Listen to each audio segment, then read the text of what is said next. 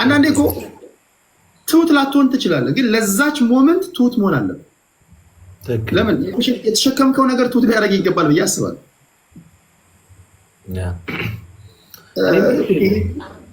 አብዛኛው ስለ ኦርቶዶክሳውያን ቀና ከመናገር የተነሳ ትችት ገጥሞ አያውቅም። ለእነሱ ታደላለህ የሚል ይሉኛል። ወይም አንተ ቀድሞም ኦርቶዶክስን አልተባልክም ብለውኛል። ብዙ በኮመንት ብለውኛል። ግን በፖለቲካው ልምዱ ስላለኝ ለምሳሌ አሁን የኦሮሞ ብሔርተኞች ጋር ሄደህ ለምሳሌ የኦሮሞ ብሔርተኞች ጋር የአማራ ልጆች ሄደው ቴዲ ለአማራ ሳይድ ያደርጋል ብለው ቢነግሯቸው የአማራ ልጆች የኦሮሞ ብሔር ተወላጆች አብዛኞቹ ነው፣ ሁሉም አይደለም፣ ልክ ነው ለእናንተ ሳይድ ያደርጋል ይሏቸው። እንደገና የአማራ ልጆች ወይ ትግራዮች ጋር ሄደው ቴዲ ትግራዋይ ነው ምናምን ብለው ቢነግሯቸው ትግራዋይ አይደለም አማራ ነው ይሏቸው። በአንዳቸውም ላይ በእኔ ጉዳይ ላይ እስካሁን ተስማምተው ይሄ ነው አቋሙ ምናምን ይሄ ነው አቋማችን ብሎ የያዙትን አቋም አላት። በኦሮሞ ብሔርተኛውም ይተቸኛል፣ የአማራውን ብሔርተኛ ይተቸኛል፣ የትግራዊም ይተቸኛል፣ የስልጤውም እንደዚህ ዕድል አልሰጠህም ብሎ ይተቸኛል። እና ልክ በሃይማኖቱም እንደዚህ አይነት ነገሮች አሉ። የኦርቶዶክስ እምነት ተከታይ ነው ብለውኛል። አንዳንዱ ደግሞ የፕሮቴስታንት ነው ብለውኛል። ፍቅንትንም ብለውኛል። የሐዋርያት እምነት ተከታይ ነው ኦንሊ ጂሰስ ነው ብለውኛል። እና ለእኔ ጥሩ ነገር ነው እንደዛ ነው። ለእኔ አሪፍ ነገር ነው። ሰው እንደዛ ካለ ትክክለኛ መንገድ ላይ ነኝ ብዬ ነው የምወስደው። ያ እና እስካሁን በምታደርጋቸው ውይይቶች እና ከዚህ በፊት ስለ ኦርቶዶክስ የነበረ አመለካከትና አሁን ላይ ያለ አመለካከት በሁለቱ መካከል ያለ ልዩነት ምንድን ነው? እንደ ፖለቲከኛ አይነት ጥያቄ የጠየኩ ነው። ግን ቀድሞ የነበረህና አሁን ያለ አመለካከት እስኪ ምንድን ነው? እኔ በሁለቱም ከዚህ ቀደም ስናገር ምናልባት አልሰማህ ይሆናል እንጂ እኛ 5 ነን። እኛ ቤተሰብ እኔ የቤቱ ሁለተኛ ልጅ ነኝ። ታላቅ ያለ 2 እህቶች አሉ። 2 እህቶቼ የኢትዮጵያ ኦርቶዶክስ ተዋሕዶ ቤተክርስቲያን ዘማሪዎች ናቸው። ቸርች ውስጥ አንደኛው ታላቅ ወንድሜ የፕሮቴስታንት እምነት ተከታይ ነው። አባቴ የኦርቶዶክስ ተዋሕዶ እምነት ተከታይ ነው። እናቴ ፕሮቴስታንት ነው። ስለዚህ እኛ ቤት ሰፈሬም ደግሞ እዛ ያደግኩበት አካባቢ ላይ ቅርብ ነው። የገብርኤል ቸርች ያለበት ነው። በጣም የሚያውቁኝ ሰዎች ያውቃሉ። ሁለቱንም አውቃቸዋለሁ ማለት በዛ እንትን ውስጥ ነው ያደግኩት። አሁን የኔ ነው ግራ አይገባኝ። እኔ ወዴት መሄድ እንዳለብኝ ነው ግራ አይገባኝ። እሱ ነው እየፈለኩ ያለው። ለሁለታችሁም አውቃቸዋለሁ እያልኩ ሁለታችሁ ነው። ግን መቼስ ዞሮ ዞሮ ያው አንድ ሰው ማረፍ ያለበት እውነት ይኖራል እና መቀመጥ ያለበት መሻገር ያለበትን ነገር ተሻግሮ ማረፍ ያለበት ሄደ መቼስ መጨረሻ የምትቆምበት ቦታ ይኖራል። ቆመ ቤትን የምትሰራበት ቦታ ይኖራል እና እዛ ጊዜ ላይ እግዚአብሔር ያደርሰን ብለው የምታደርገውን ነገር ቀጥል። ምንም ይሁን ምንም አቋም ይኖረ ምንም ይኖረ እኔ ምንም ነቀፌታ አልታየኝም በምታደርገው። አወያየህ፣ ሀሳብ ሰማህ፣ ጨረስክ። በቃ የፈለግከውን የመምረጥ መብት አንተ ነው። እኔ የምመለከተው አንተን ብቻ ሳይሆን ቴዲ ላይሰማኝ ይችል ይሆናል። አንተ ጋር ግን መጥቶ የሚሰማኝ 5,000-6,000 ሰው ግን አተርፍበታል። አንተ ምንም ሁን ምንም ተለወጥም አትለወጥም ብትለወጥ ደስ ይለኛል። ብትመጣ ጆይን ብታደርገኝ ደስታዬ ነው። ግን ምንም የማውቀው ነገር የለም የማተርፈው እንጂ አንተ ጋር በመምጣቴ የማተርፈው ነገር እንደውም ይበዛል። ያን ሁሉ ሰው ስለ ኦርቶዶክስ እንዲሰማ ማድረግ፣ ያ ሁሉ ሰው እንዲከታተል ማድረግ ለእኔ ጥቅም ነው። እኔ እሱን ነው መለከት። እዚህ ጋር 1,500 ሰዎችን ነው ታሳቢ የምታደርገው። እኔ ከመጣሁ ካልመጣሁም ግን ታርጌት እዚህ ላሉት 1,500 ሰዎች ነው ማለት። ኤግዛክትሊ። እዛ ውስጥ ስንት ሰው ይሰማኛል? ቤተክርስቲያን ምንድናት ያለ ይኖራል። ከኔ ሊወጣ ያለ ሊኖር ይችላል። ስለ እኔ ቤተክርስቲያን ማወቅ ፈልገው እድሉን ያላገኘ ሰው ይኖራል። በእኔ ኮንተንት የማያቀኝ በአንተ ኮንተንት ያቀኛል። እኔን በብዛት የሚከታተለኝ ምናልባት ሃይማኖተኛ ብቻ ሊሆን ይችላል። አንተን ግን ሁሉም ይሰማሃል። ስለዚህ ደግሞ እኔ ቴዲ ጋር ስገባ ኦርቶዶክስ ብቻ አይደለም ያዳምጠኝ፣ ሃይማኖት የሌለው ያዳምጠኛል። ኦርቶዶክስ ሆኖ ሃይማኖቱን የማያውቅ ያዳምጠኛል። ስለዚህ ዊን ዊን ነው። አዘ ኤንድ ኦፍ ዘ ዴይ እውነቱን ለመናገር እኔ እሱን ነው ሞር የማየው። ይሄ በቃ ይሄ ትክክለኛ የብልጠት አካሄድ ነው። ለምን መጽሐፍ ቅዱስ ራሱ እኮ መከሩ ብዙ ነው፣ ሰራተኞች ጥቂቶች ናቸው ይላል ድረስ ነው እኮ የሚለው። ለምን ቋንቋውን ከቻልክ ለምን ህንዶች ቤት ለምን አትገባም? እና አጃይ እና ጎቪንዳ ቤት ህንድኛ ከቻልክ እንኳን አይደለም እና ምንም መከራከር የለብህ። በተለይ ሃይማኖትና ተንሸራተ ነው መግባት ያለብህ። ጸባይን አሳምረ ለምን ቴዲን ሳይሆን ቴዲ ጋር የመጡ አድማጮችን መድረስ ነው። እሱ ብቻ ነው። እዚህ የሚደረገውን ውይይት በተለያዩ ፕላትፎርሞች በፌስቡክ ሼር ያደርጉታል፣ በዩቲዩብ ብዙዎቹ ሼር ያደርጉታል። ለሚሊዮኖች ነው የምትዳረሰው። ኤግዛክትሊ። ስለዚህ እና አንዳንድ ሰዎች ስሜታዊነት የሚያጠቃቸው ሰዎች አለ። እኔ የትም ቦታ ይሁን ብቻ ስለ ኦርቶዶክስ የምሰብክበት መድረክ ላግኝ፣ በአንድ እግር ቆመ ለምን ስበክ አልባልም። ብዙ ሰው የሚሰማኝ ከሆነ አደርገዋል። ምንም ሃይማኖት ይኖረው ምንም ይሁን ግን እና የመናገር እድሉ ሰጥቻለሁ እና አዳምጥ ንገር ብትለኝ በፈለግኩት መንገድ ተናግሬ ይወጣል። ብቻ ቤተክርስቲያንን የሚያስጠቃ ነገር አላደርግ፣ ብቻ እኔ ፌል አላደርግ፣ ብቻ እኔ ስሜታዊ ሆኜ ከበስተጀርባ ያለውን ህዝብ አላሳዘን እንጂ ያውም ስለ ጌታ ለመናገር ያውም ስለ ጌታ ቤተክርስቲያን ለመመስከር እንዲህ ድሉ ተገኝቶ ሰው በሰይፍ መሀል ይመሰክር የለን። እንደዚህ አይነት ተሽከርካሪ ወንበር ላይ ቁጭ ብለህ ኢንተርኔትህን ብቻ አብርተህ በዓለም ዙሪያ በእጅ ስልኩ ሰው እየሰማ ይቅርና ማለት ነው እየሳቅ ያውን ጊዜ አገልጋይ እኮ እንደውም እኮ እንዴ በልተህ ጥሬ የምትቆርጥ ከሆነ ቆርጠህ ጥብስ የምትበላ ከሆነ በልተህ መተህ ነው እዚህ ሶሻል ሚዲያ ላይ ዩዘር ኔም እና ፓስዋርድ አለ ገብተህ የምታወራው። እሱ እንዳለው በቦክስ እየተመታ በሰይፍ እየተቀላ ማትናገርበት ጊዜ ይመጣስ ምን ልትሆን ነው? አንዳንዱ ነገር ላይ አንዳንዱ ዝም ብለህ በጥፊ ብትመታው ክርስቶስን አላውቅም የሚለው አብዛኛው ክርስቶስን አውቃለሁ የሚል እስከበላ ድረስ ነው። ታውቃለህ? እኔ አንድ ሰው እያውቃለሁ፣ ስሙን ማልጠቅስላችሁ፣ ስሙን ብጠቅስላችሁ የምታውቁት የሆኑ እነዚህ ሀንገ ሰሪዎች ይዘውት ኧረ የተሳሳተ ሰው ነው እኔ ሰባኪው አንተና ምናምን ብሎ ዝም ብሎ ጃሳቡት ለቀልድ ማለት ኧረ እኔ ሰባኪ አይደለሁ እኔ ጭራሽ ስለ ኢየሱስ ማወርቻ አላውቅም እኔ በዓለም ያለው ሰው ነኝ ብሎ ሰውዬው ሪከርድ የሆነ ሸመጠጠ መድረክ ላይ ግን ማን አለ ሲዘል እንደሱ የማንሞትለት ክርስትናማ ካለ በጣም አሳዛኝ ነው። በእርግጥ ያለን እውቀትና ፍርሃት በጌታ ኢየሱስ ክርስቶስ ላይ ያለን እምነት ደካማ ከሆነ ምንም ይሁን ምንም አንድ ጥይት ስትተኮስ የምንሮጥ እንሆናለን። ብቻ እግዚአብሔር እንደዛ እንዳልሆን ይርዳን። ባይዜ በማንችልበት አጋጣሚ ላይ በማይሆን ሰው ከመፈተን የበለጠ አደጋ የለም። የሚገርም በማይሆን ሰዓት ላይ ትክክለኛ ሰው ማቅረብ ራሱ ስህተት ነው። ሰውየው ትክክል ቢሆንም የቀረበበት ቦታ ግን ትክክለኛ ቦታ ካልሆነ የእሱ እውቀት የእሱ ብቃት ምንም አይጠቅም። የማልችለውን ፈተና አታምጣብኝ ትላለች።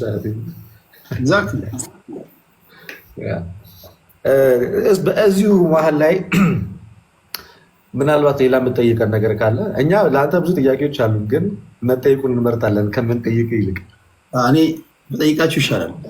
አንተ ብጠይቀን ይሻላል። ግልጽ ያልሆነ ነገር ካለ ትጠይቀኛለህ። ምን ችግር? ኦኬ።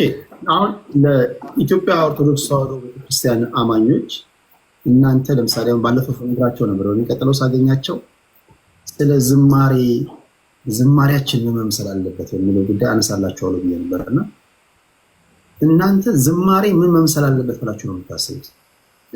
አንድ ሴት ወይ አንድ ወንድ ዘማሪ ለመሆን ቢነሳ ስርዓት አለው አዘማመር? ኦፍኮርስ በሚገባ በጣም ደስ ከሚለው ነገር ቤተክርስቲያን ውስጥ ያለ ስርዓት፣ ያለ ቅኖና፣ ያለ ህግ የሚኖር ነገር የለም። ሶስት ነገር አሏት ቤተክርስቲያን፣ ዶግማ፣ ቀኖና እና ትውፊት። ዶግማ ማለት ሃይማኖታችን፣ እምነታችን የማይሸረሸር የማይለወጠው፣ የማይበረዘው፣ ማንም ሊያስተካክለው ሊያርመው የማይችለው ቀጥተኛ ከእግዚአብሔር የተሰጠን ሪቨሌሽን። አሁን ለምሳሌ ክርስቶስ ኢየሱስ ፍጹም ሰው ፍጹም አምላክ የሚለው ነገር መቼም አትለውጦም አትቀይረውም። የስላሴን አንድነትና ሶስትነት መቼም አትለውጠውም አትቀይረውም። ዶግማውን ደግሞ የሚያንቀሳቅሰው ደግሞ ምን አለ? ቅኖና አለ። አምልኮቱን የሚያንቀሳቅሰው ደግሞ ቅኖና። ከዛ ውስጥ ዝማሬ አንደኛው ክፍል ነው። ከዝማሬዎች ውስጥ ማህሌት አለ። ከና ደግሞ ከአምልኮ ውስጥ ቅዳሴ አለ። ግን አንተ ሞር የፈለከው የዝማሬውን ስለሆነ ኦፍኮርስ ስርዓት አለው። ቤተክርስቲያን ሶስት የዜማ ስርዓቶች አሏት፣ ግዕዝ፣ እዝልና አራራይ እና የምንጠቀማቸው ደግሞ የተመረጡ መሳሪያዎች አሉ።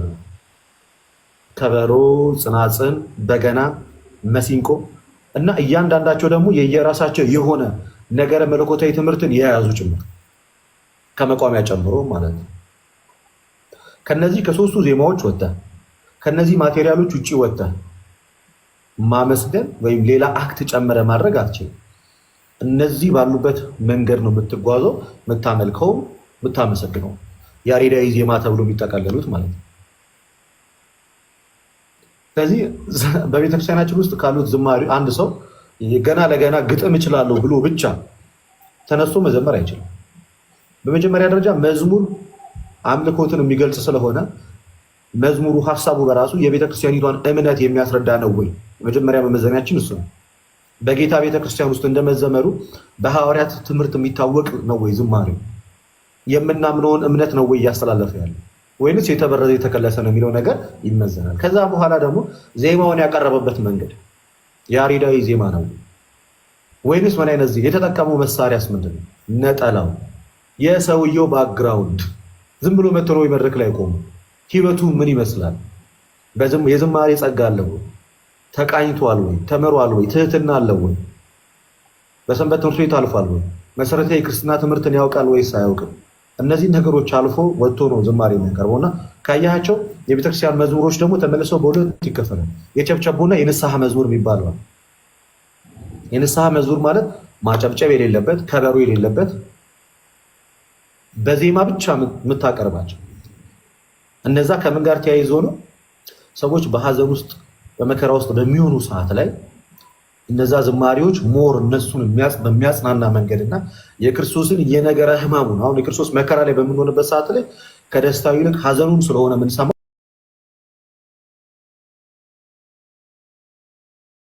እና በዜማ ብቻ ሰዎች እንዲያዳምጧቸው ይደረጋል። ለምን?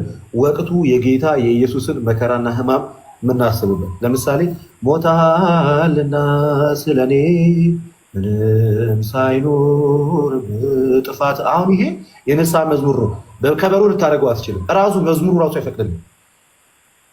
ስለዚህ ከመስከረም እስከ ጳጉሜ ድረስ ባሉት ወቅቶች ምን አይነት መዝሙር ምን አይነት ዜማዎች መጠቀም እንዳለባት ቤተክርስቲያን አለ። ከዛ በተረፈ ደግሞ ለየት የሚያደርገው ደግሞ የበገና ዝማሬዎች ደግሞ አሉ።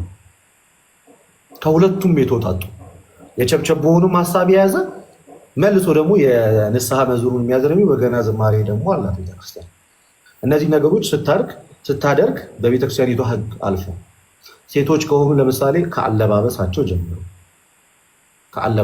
ጀምሮ ለምሳሌ በእኛ ቤተክርስቲያን ሴት ልጅ ፀጉሯን እያሳየች አጭር ቀሚስ አድርጋ ነጠላ ሳትለብስ ሳትሸፋፈን ተገላልጣ ዝማሬን ማቅረብ መድረክ ላይ አትችልም። ተሸፋፍና ምክንያቱም መጽሐፍ ቅዱስ ይሄንን ስለማያዝ።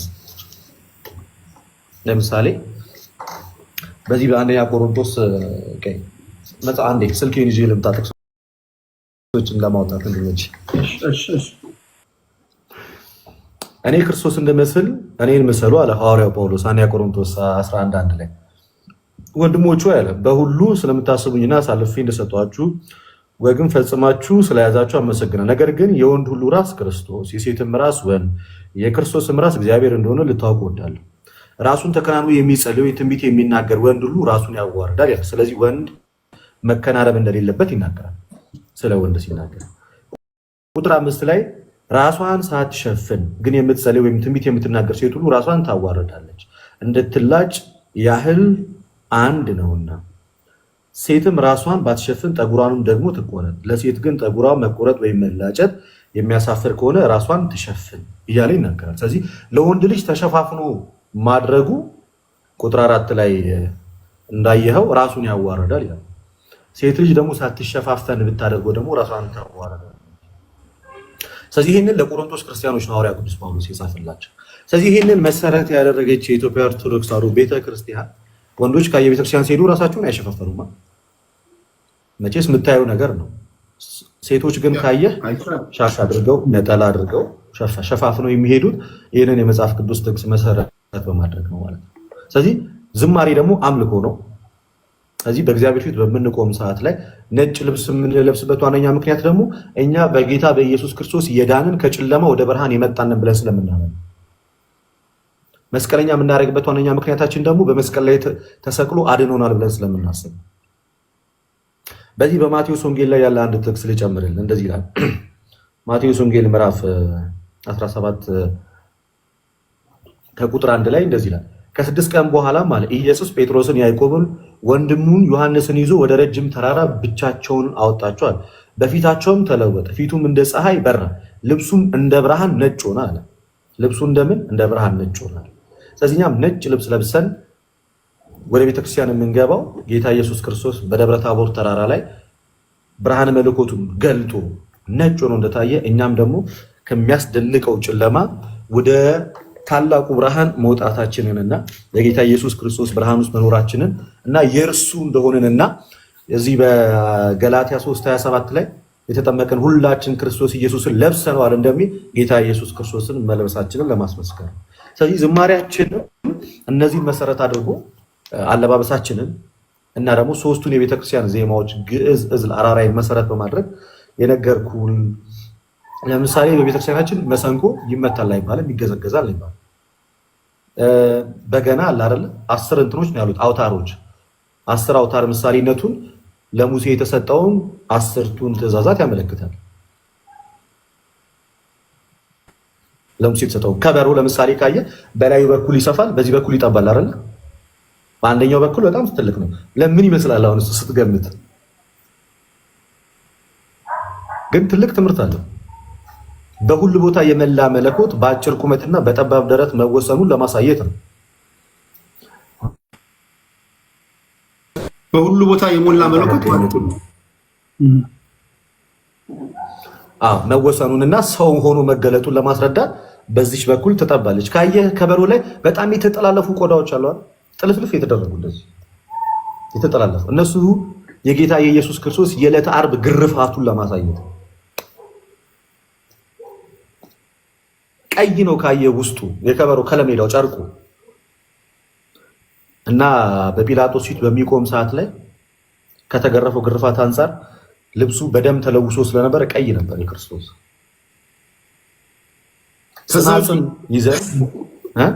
ከዛ ውጭ የተሰራ ከበሮ ቤተክርስቲያን ውስጥ መግባት አይችልም። ለምሳሌ ዘመናዊ ከበሮዎች ምናምን። እውነቱን ለመናገር አሁን ላይ ያሉት አካሄዶች በዛ ደረጃ ኮንትሮል እየተደረጉ አይደለም ያሉት። አሉ ኖርማል ከበሮች በሁለቱም በኩል ተመሳሳይ የሆኑ ከአቅም ጉዳይ ከተለያየ አይነት ነገር ጉዳይ ሰንበት ተማሪዎች የተለያየ አቅም የሌላቸው አብያተ ክርስቲያናት ይጠቀሟቸዋል። ስለዚህ ቀኖና ስለሆነ ዶግማ ስላልሆነ ቀኖና ስለሆነ ያን ያህል ኢሹ ሆኖ ሃይማኖትን የሚረብሽ አይደለም። ግን ትምህርቱና ዓላማው በዋነኝነት የከበሮ ጉዳይ ተያይዞ የሚነገረው በዚህ ነው እና ካህናት ካየ በማህሌት ጊዜ ከአንድ ቦታ ወደ አንድ ቦታ ይመጣሉ፣ ሙቭ ያደርጋሉ። ያ ለምሳሌ ክርስቶስ ከሄሮድስ ጋርና ከጲላጦስ ጋር መመላለሱን ለማሳየት ነው። ጎንበስ ብለው ቀና ማለታቸው ደግሞ ክርስቶስን እያዳፉት እየገፉት ወደ ቀራኒዮ እንደወሰዱት ለማሳየት ነው። እዚህ ላይ ደግሞ መቋሚያውን የሚያደርጉት ካያይታል መቋሚያ ያደርጋሉ እንደዚህ ትከሻቸው ክርስቶስ መስቀል ተሸክሞ መሄዱን ለማሳየት ነው። ዝማሬ ኮንተንቱ አሁን ለምሳሌ ይዘቱ 13 ሰዎች አትፍዘዙ፣ ከለት ጋር እየተጨዋወትን በዛውም ደግሞ እየተጫወትን ነው። ለምሳሌ አሁን የተለያዩ እምነቶች ዝማሬ ለማን ነው መቅረብ ያለበት በሚለው ጉዳይ ላይ ስትከራከሩ ያለው በፕሮቴስታንት፣ በካቶሊክ፣ በኦርቶዶክስ እንዲሁም ደግሞ በእስልምና። በኦርቶዶክስ እምነት ተከታይ ዝማሬ መቅረብ ያለበት ለማን ነው? ስፔሲፊካሊ ዝማሬ ወይም ደግሞ ምስጋና የሚለው ነገር ለእግዚአብሔር ብቻ ይቅረብ ተብሎ የተጻፈበት ቦታ የለም። በተቃራኒው ግን ለእግዚአብሔር ብቻ ተብሎ የተነገረው አምልኮ ነው። አምልኮ ለአምላክና ለፈጣሪ ብቻ እንደሆነ መጽሐፍ ቅዱስ ይናገራል።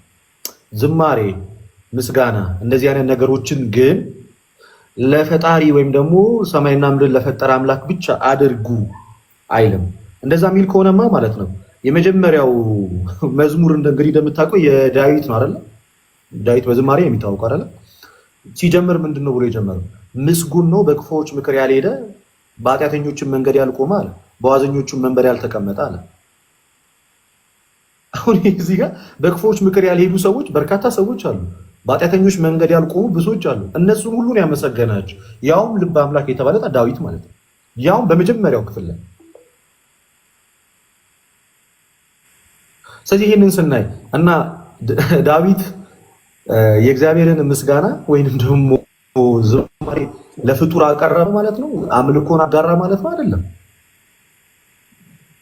ለዛ ዝማሬ ለእግዚአብሔር የዳዊት ሙሉ ዝማሬ ሙሉ ንግግሩ እዛ ላይ ከአንድ ጀምሮ ስናየው ሙሉ ለእግዚአብሔር አይደል? ለእግዚአብሔር ነው። ከእግዚአብሔር ውጪ ሙሉ የተከሰበት የመጀመሪያው ክፍል ስንመለከተው ኦፍኮርስ ለእግዚአብሔር አለው። እንደገና ደግሞ ስለ ቅኖችም የተናገረዋል። ለምሳሌ ምስጉን ነው በክፎች ምክር ያልሄደ፣ በኃጢአተኞችም መንገድ ያልቆመ፣ በዋዘኞችም መንበር ያልተቀመጠ ብሎ ሲናገር አሁን ስለ እግዚአብሔር ከሆነ ቀጣዩ ክፍል ላይ አለ። ነገር ግን አለ በእግዚአብሔር ሕግ ደስ ይለዋል። እግዚአብሔር ነው በእግዚአብሔር ሕግ ደስ የሚለው። ከላይ እያወራ ያለው ስለ እግዚአብሔር ከሆነ እግዚአብሔር ነው በእግዚአብሔር ሕግ ደስ ያለው። ቁጥር 2ን ስትመለከቱ እኮ ነገር ግን በእግዚአብሔር ሕግ ደስ ይለዋል፣ ሕጉንም በቀንና በሌሊት ያስባል። እግዚአብሔር ነው የእግዚአብሔርን ሕግ በቀንና በሌሊት የሚያስበው። ስለዚህ እየተናገረ ያለው ስለ እግዚአብሔር ሳይሆን በእግዚአብሔር ሕግ ስለሚሄድ ሰው ነው። ቁጥር 3 ላይ እንዲህ ይላል፣ እርሱም በውሃ ፈሳሾች ዳር እንደተተከለ ይችላል፣ ፍሬዋንም በየጊዜዋ እንደምትሰጥ ቅጠሏም እንደማይረግፍ ዛፍ ይሆናል፣ የሚሰራውን ሁሉ ይከናወንለታል። ይሄ እግዚአብሔር አብሮት የሆነ ሰው እየተነገረለት ያለው ነገር ቀጥላለና ክፉዎች እንዲህ አይደሉም ማለት ኦፍኮርስ፣ ነገር ግን ንፋስ ጠርጎ እንደሚወስድ ትቢያ ናቸው። ስለዚህም ክፉዎች በፍርድ ኃጢአተኞችም በጻድቃን ማህበር አይቆሙም። እግዚአብሔር የጻድቃንን መንገድ ያውቃል። ስለዚህ ከላይ የተነገሩ ስለማ መንገድ ነው ማለት ነው፣ ስለ ጻድቃን መንገድ። ስለዚህ ጻድቃን እየተመሰገኑ ነው። ባጭው ሙሉ አዱ ስትመለከተው እግዚአብሔር የመረጣቸው በኃጢአተኛ መንገድ ያልሄዱ ሰዎች ምስጋናቸው የተወደደ እንደሆነና እግዚአብሔርም ጭምር የነሱ መንገድ እንደሚያውቅ እየተናገረ ያለበት ክፍል ነው። ዳዊት አለ ቴዲሻ አይ አስተምሯችሁ ነው፣ ዶክትሪን ነው። ቀደም ሲል እንዳልከው ዶግማ ነው። ስለዚህ ዶግማ እስከሆነ ድረስ ለምን እንደዚህ የሆነ ሊል የሚችል ሰው ካለ ሌላ እምነት ውስጥ ያለ ሰው ነው ሊል የሚችለው። እኔ እንዳልኳችሁ ጠያቂ ነኝ እንጂ እምነት ነው ክያረኝ ነው። እሺ እንደገና ሌላ ሊጨምር ጥቅስ ሊጨምርልን መጽሐፈ ሳሙኤል ቀዳማዊ ምዕራፍ 25 ከቁጥር 33 ላይ ወደ ደም እንዳልሄድ አለ፣ በእጄም በቀል እንዳላደርግ ዛሬ የከለከለኝ አእምሮሽ የተመሰገነ ይሁን፣ አንቺም የተመሰገንሽ ሁኚ አለ። ዳዊት ነው አቢግያን ያመሰገናት። ይሄኛው ደግሞ በጣም ክሊር ነው፣ ብላክ ኤንድ ዋይት፣ ምንም ልታረጉ አትችልም። ይኸው መጽሐፈ ሳሙኤል ቀዳማዊ ምዕራፍ 25 ከላይ ከፍ ብዬ ላንብብላችሁ ከ32 ምናልባት አንዳንድ ጊዜ ነጥለ ለምን ታነባለህ የሚል ትችት ይገጥመናል እና ቴዲ ቁጥር 32 እንዲህ ይላል፣ ዳዊትም አቢግያን አላት። አሁን እንግዲህ ዳዊት አቢግያን እያለ ነው አላት፣ ዛሬ እኔን ለመገናኘት አንቺን የሰደደ የእስራኤል አምላክ ይመስገናል። አሁን እዚህ ጋር ማንን አመሰገነ?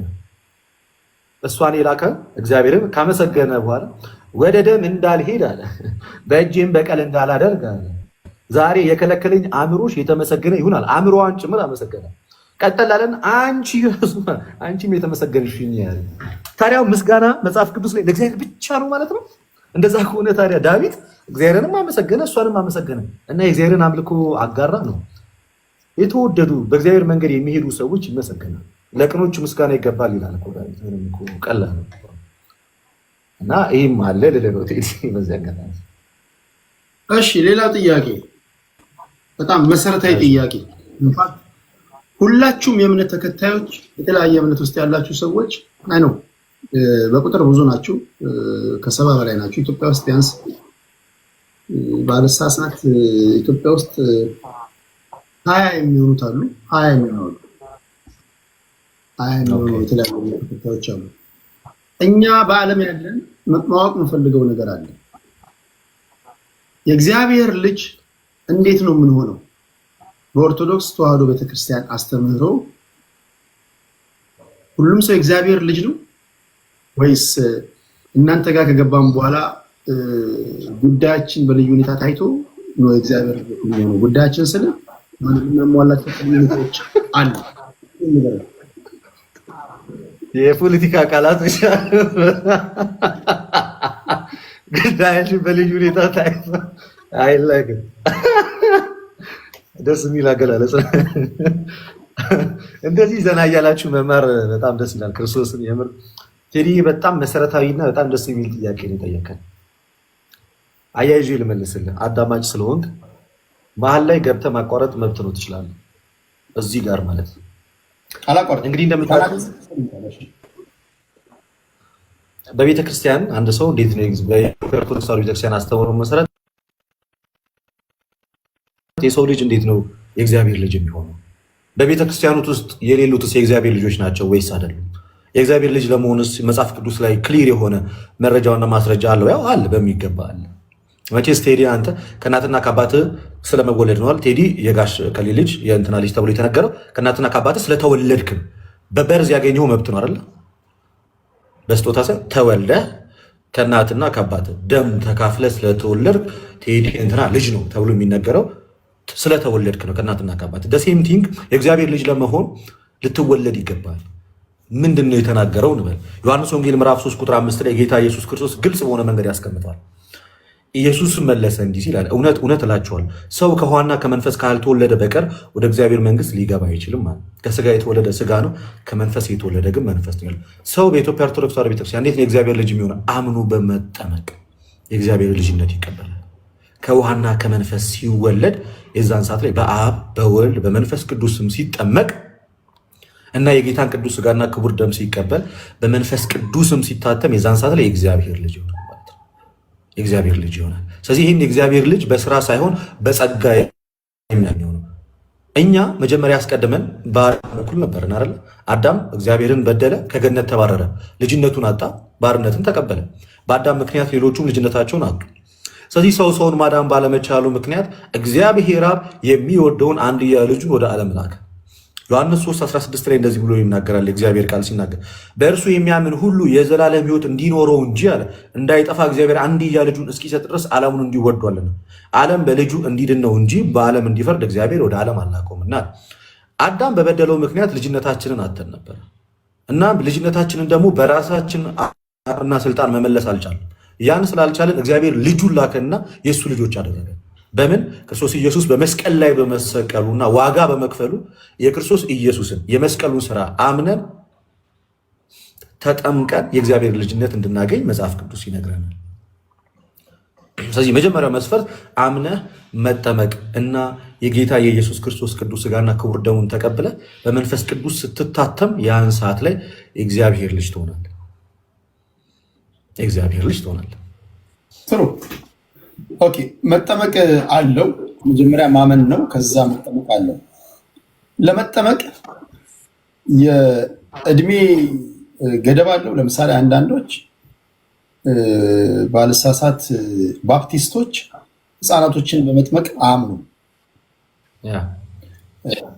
ህፃናቶች ነፍስ ሳያውቁ ካደጉ በኋላ አንድ ሰው ነፍስ ካወቀ በኋላ ነው ልክ ኢየሱስ ክርስቶስ በመጥምቁ ዮሐንስ ሲጠመቅ የ33 ዓመት ሰው በነበረበት የ33 ዓመት ሰው በነበረበት ሰዓት እንደሆነ ሁሉ ነፍስ ካወቀበት ክፉና ደጉ መለየት በሚችልበት ሰዓት ላይ መጠመቅ ያለበት ብሎ አምናለሁ።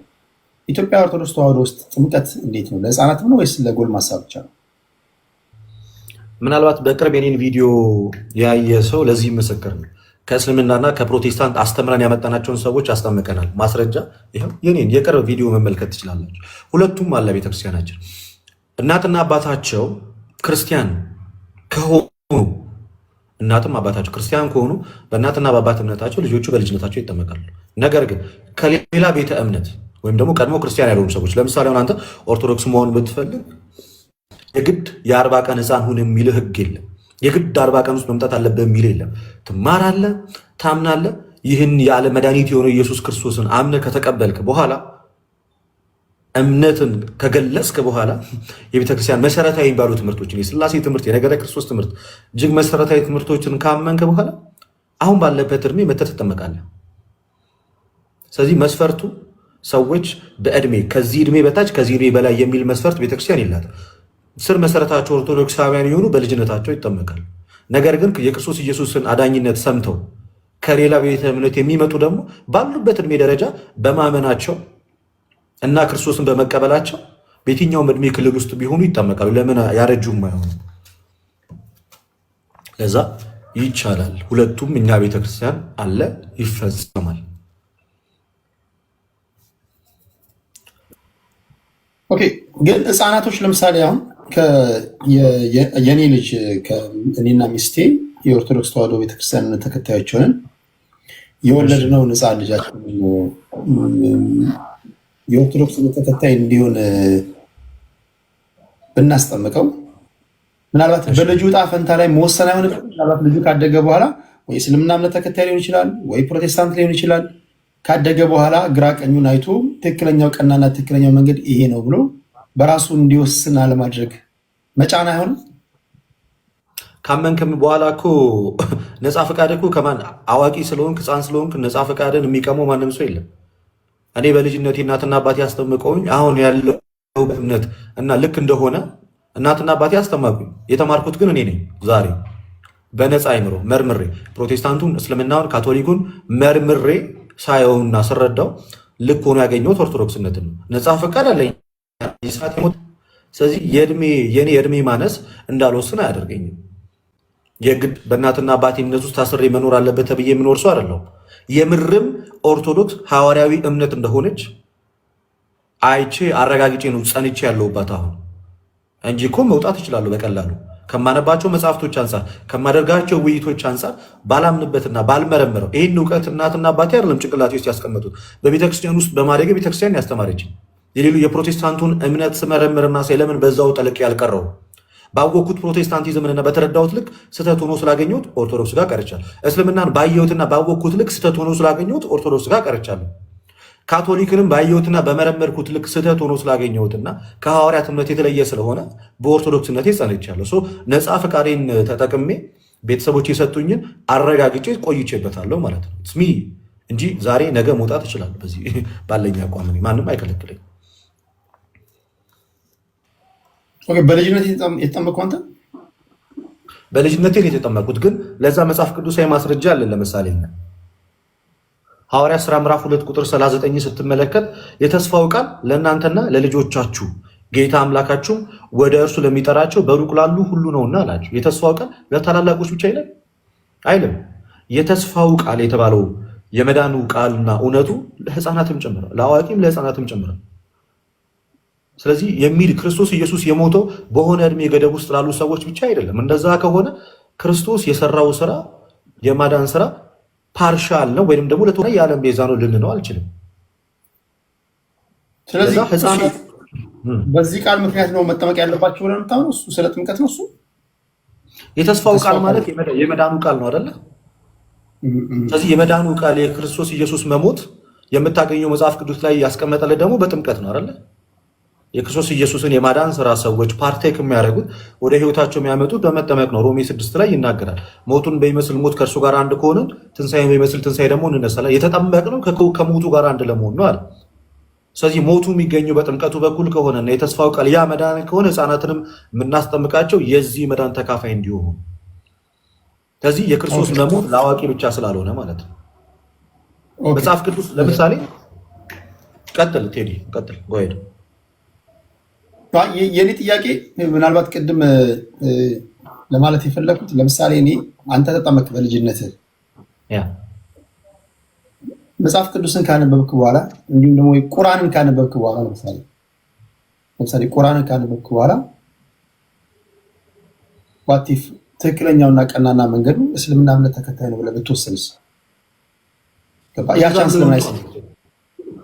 ማን ከለከላቸው? ከኦርቶዶክስ ወደ እስልምና የወጡ ሰዎች ሁሉም እንደ ዛሬ ላይ አሉ እኮ። ከኦርቶዶክስ ወደ እስልምና የሄዱ ሰዎች እኮ አሉ። ልክ ከእስልምና ወደ ኦርቶዶክስ እንደሚመጡት ሁሉ ከኦርቶዶክስ ወደ እስልምና የሄዱ ሰዎች አሉ። የምርም እነሱ አምነውበት ልክ ነው ያለውበት ቦታ ልክ ነው ብለው አስበው አይደል ወደዛ ሄዱት እንጂ ቤተክርስቲያን እግራቸውን አስራ ገና በልጅነት ስለሆነ ያጠመቁ አንተ የግድማ እዚህ ነው መሆን ያለብህ ያለው ሰው አለ? የለም። ወጥተዋል እኮ ወደ ፕሮቴስታንት ሄዱ ይሉም አሉ። ከፕሮቴስታንት ወደኛ የመጡ ይሉም አሉ። ግን ችግሩ ምንድን ነው? መውጣትና መግባታቸው አለ። እኔ ግን የቆምኩት ቤተክርስቲያኒቷ እውነት ላይ ስለቆመች ስለ ራሴ ስለሆነ የምናገር። አንተ ያለበት ቤተክርስቲያን እውነተኛና ቀጥተኛ ናት ብለህ ስላሰብክ ህፃናቶች ነፍስ ሳያውቁ መጠመቃቸው አንተ ስላመንክ ትክክል ነው። ስለዚህ ልጄም ይህ መንገድ መከተል አለበት፣ ካደገ በኋላ ግን የፈለገውን መሆን ይችላል የሚል እምነት ነው። እንደዛ ነው። ልጄን እኔ ማምኖን እምነት እያስተማርኩት አሳድገዋለሁ፣ ግን አእምሮን አቢዩዝ አላደርገውም። ልክ እኔ እንደመረመርኩትና እንዳጠናሁት እሱ መመርመርና ማጥናት የሚከለክለው ማንም ሰው የለም። ኦኬ። ሌላኛው ጥያቄ አጋንንት ሰይጣን በስንት መንገዶች ነው የሚወጣው? እናንተ ጋር ለምሳሌ አጋንንት ሲወጣ አንዳንዱ አጋንንት መውጣት ያለበት በኢየሱስ ክርስቶስ ነው ይላል። አንዳንዱ በመላእክት ስም፣ በሰዎች ስም፣ በተለያዩ መንገዶች ኢቭን አጋንንትን በሰይጣንን የሚያወጡ አሉ መጽሐፍ ቅዱስ ላይ። ኢትዮጵያ ኦርቶዶክስ ተዋሕዶ ቤተክርስቲያን አጋንንት የሚወጣው በዚህ መንገድ ነው ብላ አስተምሮ እንዴት ነው? እንግዲህ ሁሉም ማስረጃ ላቅርብልህ እና ከማስረጃ ጋር እያወራን ብንሄድ የተሻለ ነው። የመጽሐፍ ቅዱስ ጥቅስ መነሻ ሳላደርግ ማውራቱ ብዙም ደስ ስለማይል እንደ መነሻ የመጽሐፍ ቅዱስ ጥቅስ ሊያዝ እና ከዛ በኋላ ልናገር። ኦኬ።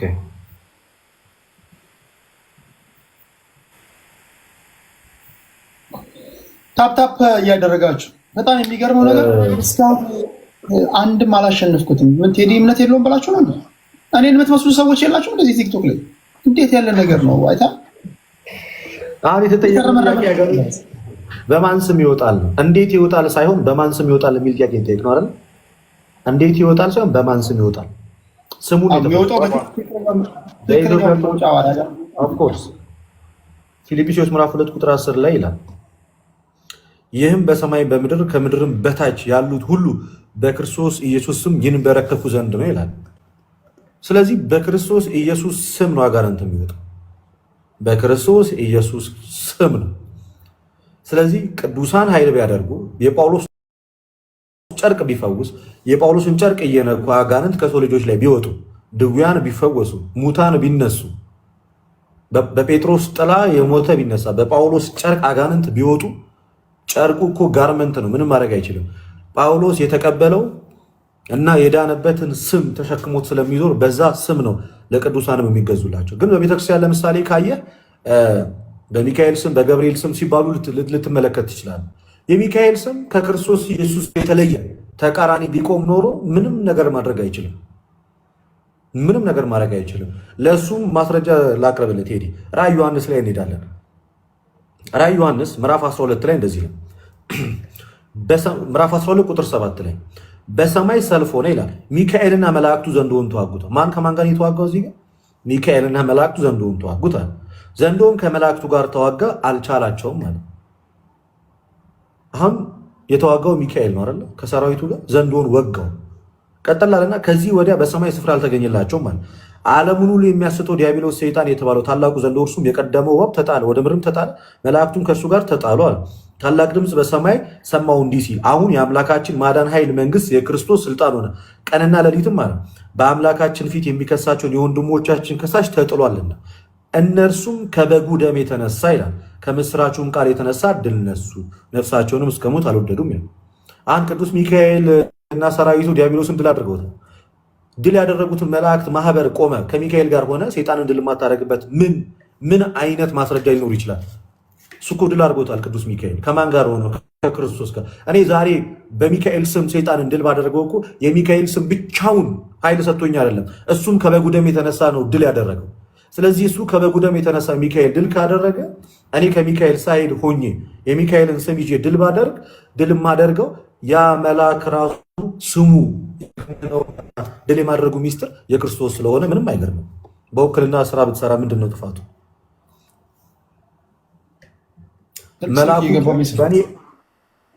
መልአኩ እኮ በእኔ አቅምና በእኔ ኃይልና ስልጣኔ እናደረግኩ አላለም እኮ። ለምሳሌ ቴዲ የካምፓኒ ኦነር አለ። የካምፓኒ ኦነር ውክልና አለ፣ ወይም ደግሞ ከሱ በታች ላሉት ስልጣን ሰጥቷቸው የሚፈርሙትና የሚሰሩት የሚጽፉት ደብዳቤ የትም ቦታ ተቀባይነት የሚያገኘው እኮ እነሱ በራሳቸው አቅም ስላላቸው ሳይሆን ይዘውት የመጡት ደብዳቤ የካምፓኒውን ባለቤት ስለሆነ ነው።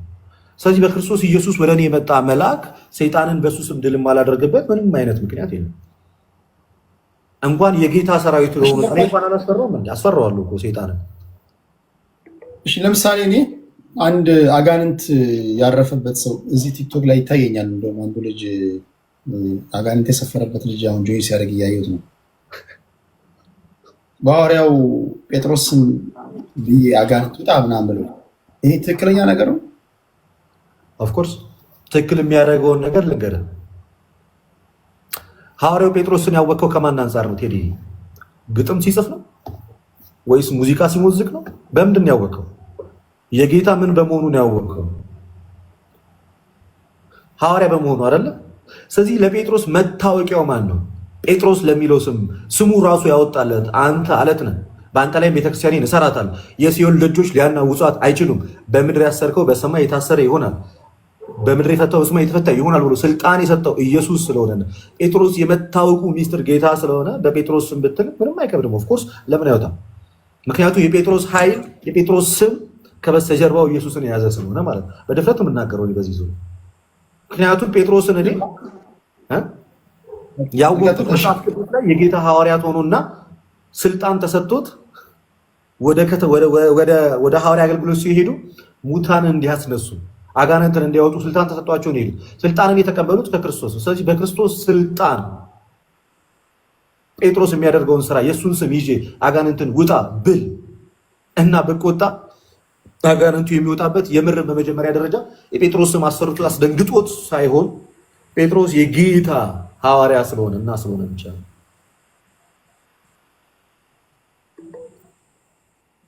ስለዚህ ሰይጣን ለሐዋርያቶች ወይም ለደቀ መዛሙርቶች ይታዘዛሉ ማለት ነው። ታሳቢ አድርገው ኢየሱስ ክርስቶስ እንምትለው ላሳይ እንደሚታዘዙ መጽሐፍ ቅዱስ ለሐዋርያት ሲታዘዙ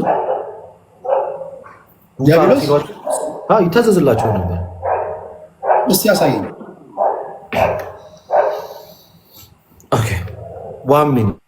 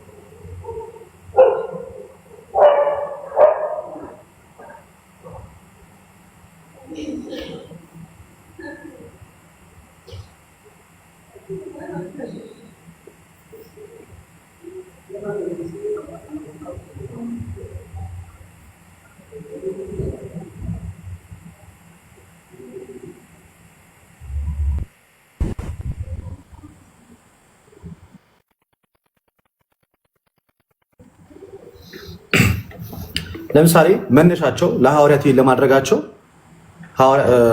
ሉቃስ ወንጌል ምዕራፍ 10 ከቁጥር 20 ላይ እንደዚህ ይላል። ከላይ ጀምሮ እናንብበው። የሚሰማችሁ እኔን ይሰማል አለ። ከቁጥር 16 ጀምሮ የሚሰማችሁ እኔን ይሰማል፣ እናንተን የጠላ እኔን ይጠላል። ለምሳሌ ቅድም የሚሰማችሁ እኔን ይሰማል ሲል ጴጥሮስን መስማት ማንም መስማት ነው ቴዲ? ጴጥሮስን መስማት ማንም መስማት ነው። ጌታ ኢየሱስ መስማት ነው። የሚሰማችሁ እኔን ይሰማል ስላለ ስለዚህ ይሄና ስልጣን ሰጥቷቸዋል። የሚጠላችሁ ይጠራል። እንትን እያለን ስለሆነ የሚሰማችሁ እኔን ይሰማል አለ፣ እናንተን የጠላ እኔን ይጠላል አለ። ጴጥሮስን መጥላት ማንም መጥላት ተደርጎ ተጻፈው ነው እዚህ ላይ ኢየሱስን መጥላት፣ እነሱን መስማት ደግሞ ልክ ኢየሱስን እንደ መስማት ቀጠላልና ደግሞ ሰብአዊን በደስታ ተመልሶ ጌታ ሆይ አጋንንት እንኳን በስምህ ተገዝተውልናልና አሉት ይላል። አጋንንት በምን ተገዝተውልናል አሉት? ሐዋርያቶቹ አጋንንት እንኳን በስምህ ተገዝተውልናል። ቀጠላሉና እንደዚህ እንዲህም አላቸው፣ ሰይጣን እንደ መብረቅ ከሰማይ ሲወርድ አየዋል። እነሆ እባቡና ጊንጡን ትረግጡ ዘንድ በጠላትም ኃይል ሁሉ ላይ ስልጣን እሰጣችኋለሁ፣ የሚጎዳችሁ ምንም የለም ማለት። ነገር ግን መናፍስት ስለተገዙላችሁ በዚህ ደስ አይበላችሁ፣ ስማችሁ ግን በሰማይ ስለተጻፈ ደስ ይበላችሁ አላቸው። ተገዝተውልናል አሉ። አሁን በአንተ ስም አጋንንት ተገዝተውልናል አሉ። ስለዚህ አጋንንትን መግዛት በመቻላቸው ምክንያት ሐዋርያት ጌታ ኢየሱስ ክርስቶስ ፊት መጥተው እንደዛ እያሉት ነው። ስለዚህ ይሄ እንደው ምን ያስደንቃቸዋል ብሎ ይመሰክርላቸዋል። ለሐዋርያት እንደሚገዙላቸው እንደሚታዘዙላቸው በቀጥታ ተጽፏል።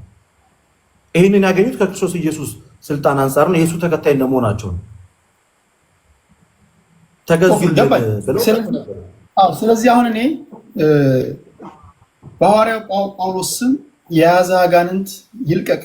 በቅዱስ ገብርኤል ስም ሰይጣን ይልቀቅ። በቅዱስ ሚካኤል ስም ሰይጣን ይልቀቅ።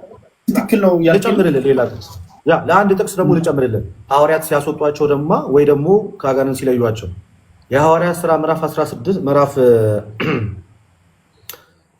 16 ከቁጥር 16 ጀምሮ ያለውን ነገር ላንብብልህ። እንደዚህ ይላል፣ ወደ ጸሎት ስፍራም ስንሄድ ይላል የሟርተኝነት መንፈስ የነበረባት ለጌቶቿም እየጠነቆለች ብዙ ትርፍ ታመጣ የነበረች አንዲት ገረድን አገኘናል።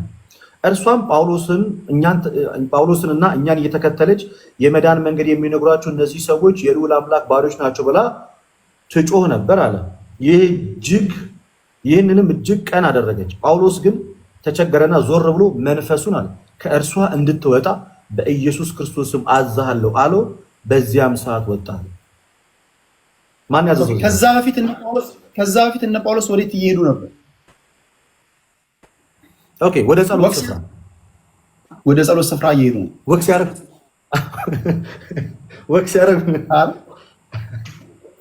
የሚሄዱት አነሳሳቸው ይላል እኮ ወደ ጸሎት ስፍራ ስንሄድ ይላል። ወደ ጸሎት ስፍራ ስንሄድ ይላል። ከላይ ሳነብላ ሰማኙ ነበር።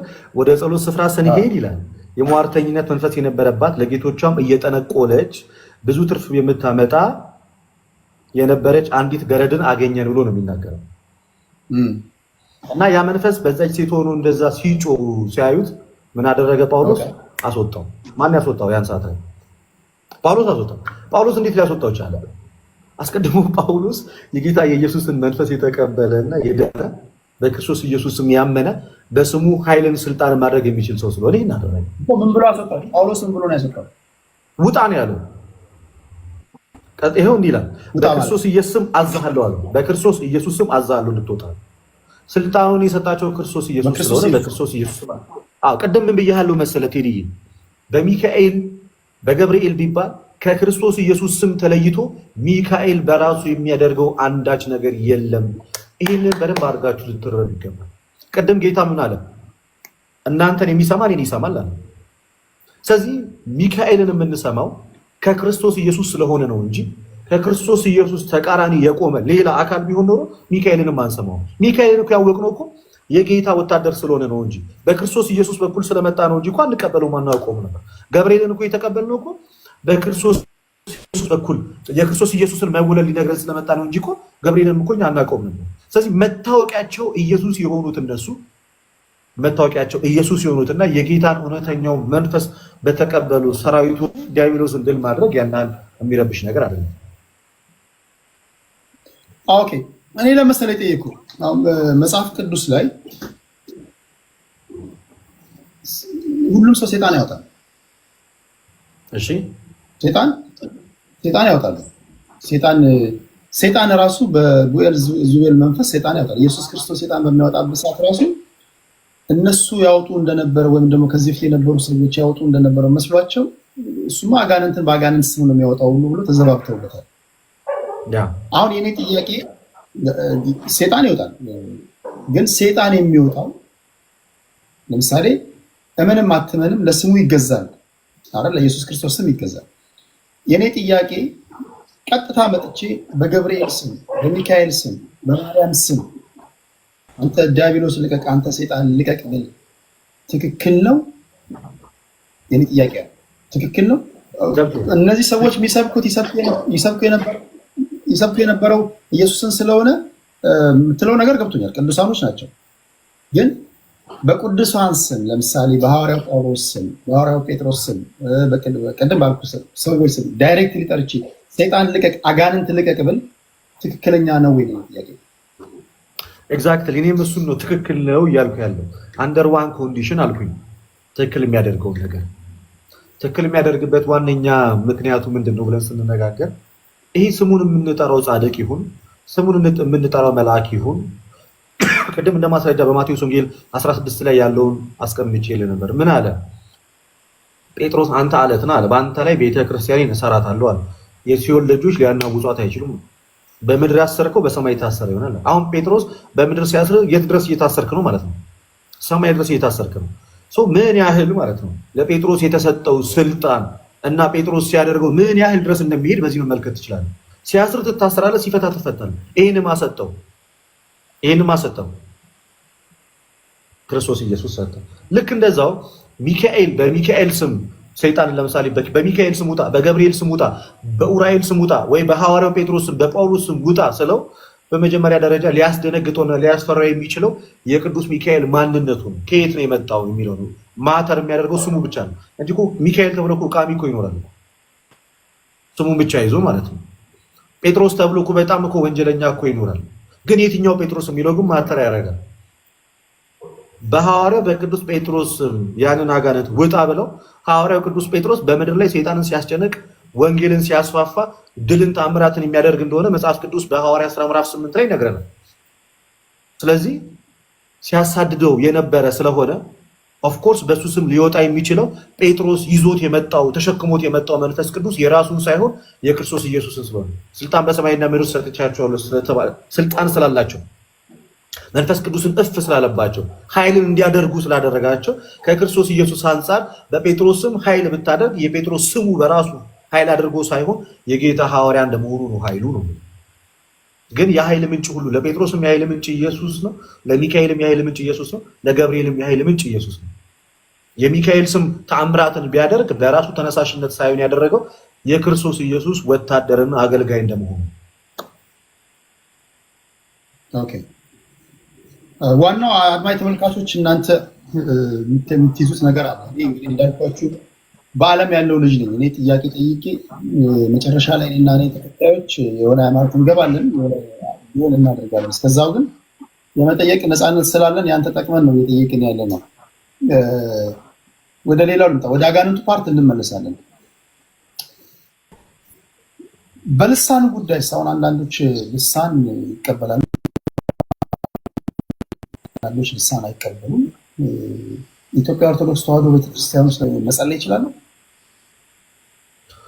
ለሐዋርያት የተገለጠውን ልሳን ኦፍኮርስ። ከዛ ውጭ ግን ምላስን ከምላስ ጋር በማጋጠም ትርጉሙ የማይታወቅ ለማን እንደተነገረ የማይለይ ከተናገርከው በኋላ ደግመ ማታውቀው የተናገርከውን ነገር በጎን ያለው ሰው የማይሰማው ምላስን ከምላስ ጋር ወይም ስፒኪንግ ኢን ታንግ ተብሎ የሚነገረው ያ ልሳን ግን የኢትዮጵያ ኦርቶዶክስ ተዋሕዶ በሐዋርያትም የማይታወቅ ይሄ ከ100 ዓመት በኋላ የመጣም ትምህርት ነው ሲጀመር እንጂ ቀድሞ የነበሩ ሐዋርያት እነ ዛሬ ላይ ያሉት ፔንቴኮስታሎች የሚናገሩት ልሳን አይናገሩ። በቤተክርስቲያናችን ልሳን አለ። ኦፍኮርስ ልሳን ቋንቋ ነው ቴዲ፣ ሌላ ምንም ነገር አይደለም። የማታውቀው ልሳን በመንፈስ ቅዱስ ኃይል ሲገለጥልህ ነው። የመጽሐፍ ቅዱስን መሰረት አድርጌ ላስረዳ ዙሪያ ኦፍኮርስ ቤተክርስቲያን በልሳን ታምናለች፣ ግን የምታምነው በሐዋርያት ልሳን ነው እንጂ በፔንቴ ልሳን አይደለም። የፔንቴዎች ልሳን ራሱ በነገራችን ላይ ቴዲ በፕሮቴስታንቱ ዘንድ እንኳን ይሄ ልሳን ተቀባይነት እንደሌለው ታውቃለህ። የሚቀበሉት አሉ፣ የማይቀበሉት አሉ። ኢንፎርሜሽን ለምሳሌ ካልቪኒስት ወይም ሪፎርምድ ቴዎሎጂያን ባፕቲስት ያልካቸው ቅድም አይቀበሉትም።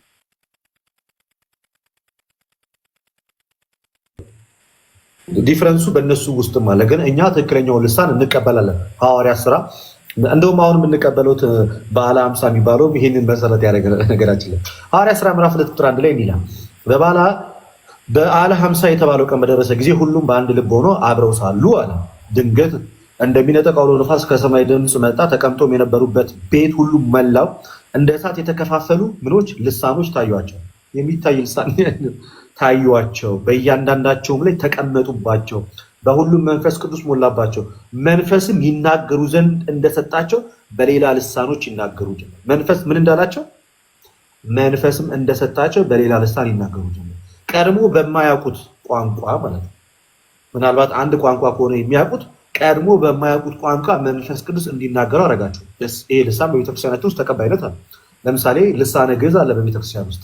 ስንት ቋንቋ አላት? ግዕዝ አላት፣ አማርኛ አላት፣ ኦሮምኛ አላት።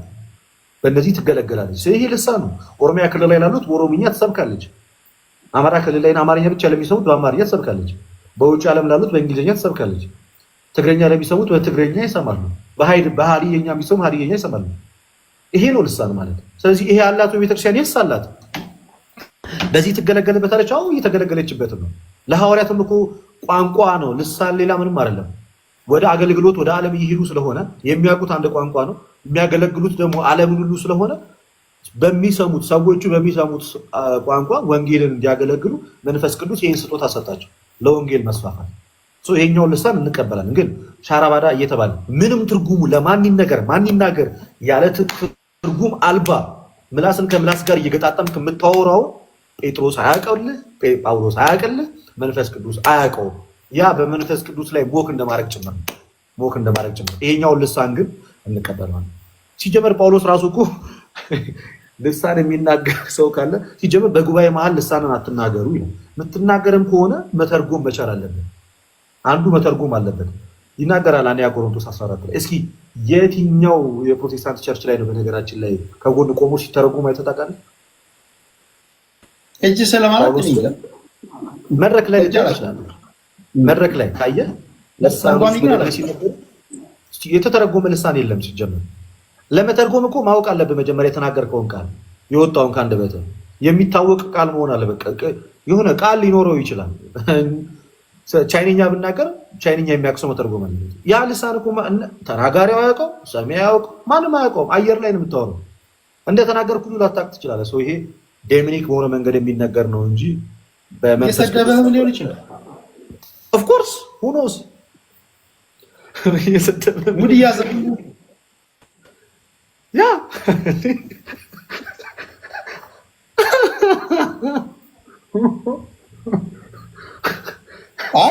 እኔ ማውቀው ነገር ካልተረጎመ እየሰደበኝ ሊሆን ይችላል። ገባ? ኦፍኮርስ እሺ ጨረስክ? ቀጥላ።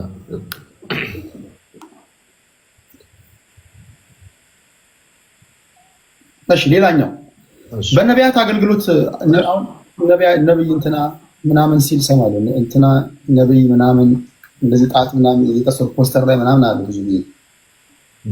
ብዙ እንትና ምናምን የነብይ እንትና ጋር ፕሮግራም አለ ይባላል። እና እናንተ ጋር ያሉ ነቢያቶች እኛ ጋር ስላለውና እነሱ ጋር ስላለው ልናገር። ነብይ እንትና ብለው የሚሰይሙት እነዛ ሁሉ ኦፍኮርስ ነቢያቶች ናቸው። ግን ምን አይነት ነቢያቶች ናቸው? ሐሰተኛ ነቢያቶች ናቸው። ትልቁ ነገር እሱ ነው። ሐሰተኛ ነቢያቶች ነው። በአዲስ ኪዳን ነብይ የሚል አገልግሎት መጽሐፍ ቅዱስን መሰረት እናደርጋለን። በመጀመሪያ ደረጃ ዝም ብለን እንዳንናገር ማለት ነው። በአዲስ ኪዳን ማውቀው አንድ ነብይ አለ። ግን እሱ ነገር አለ ቦታውን ከጠየቅኝ ያሳያል። ነብይ ነው፣ አዘ ሴም ታይም ደግሞ ጠንቋይ ነው። ታውቃለህ? ታሳየኛለህ። አጣቅሜን ይዞ ያሳያል።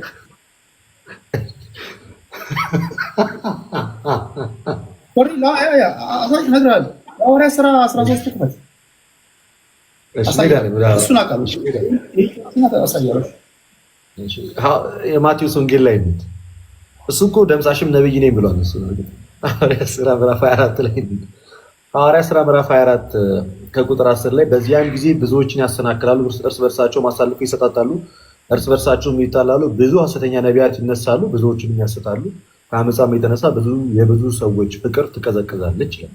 ስለዚህ አሁን ጌታ ኢየሱስ ክርስቶስ በአዲስ ኪዳን ነቢያት ሾሟል ወይ? ነቢያትን አስነስቶ ሾሟል ወይ? ነቢይስ ማለት ምንድን ነው? አስቀድሞ ያለውን ነገር የሚሆነውን ነገር መናገር ነው አይደል? ስለዚህ ጌታ ከመምጣቱ በፊት ነቢያት ነበሩ። የእነሱ ትንቢት ፉልፊልድ ሆናል። የሚሆነውም ደግሞ የተናገሩት ነገር ያልሆነው ደግሞ ይሆናል። ከዛ ውጪ በአዲስ ኪዳን ክርስቶስ ያደረገው ሐዋርያትን ያስነሳ፣ ሐዋርያትንም በዛን ሰዓት ነው ያደረገው። ከዛም በኋላ የተነሱት የቤተክርስቲያን አባቶች ናቸው እንጂ ልክ እንደ ሐዋርያት ተብሎ አይደለም የቀጠሉ። ስለዚህ በአዲስ ኪዳን የትኛውን ነብይ ነው ክርስቶስ የሾሙ? ለምሳሌ በቃ አንተ ለነብይነት አገልግሎት ትፈልጋለህ፣ ይህን ትናገራለህ ብሎ ነብይ አድርጎ የሾሙ አለ? ለሐዋርያ አገልግሎት የመረጣቸው 12ቱ ሐዋርያት አሉ።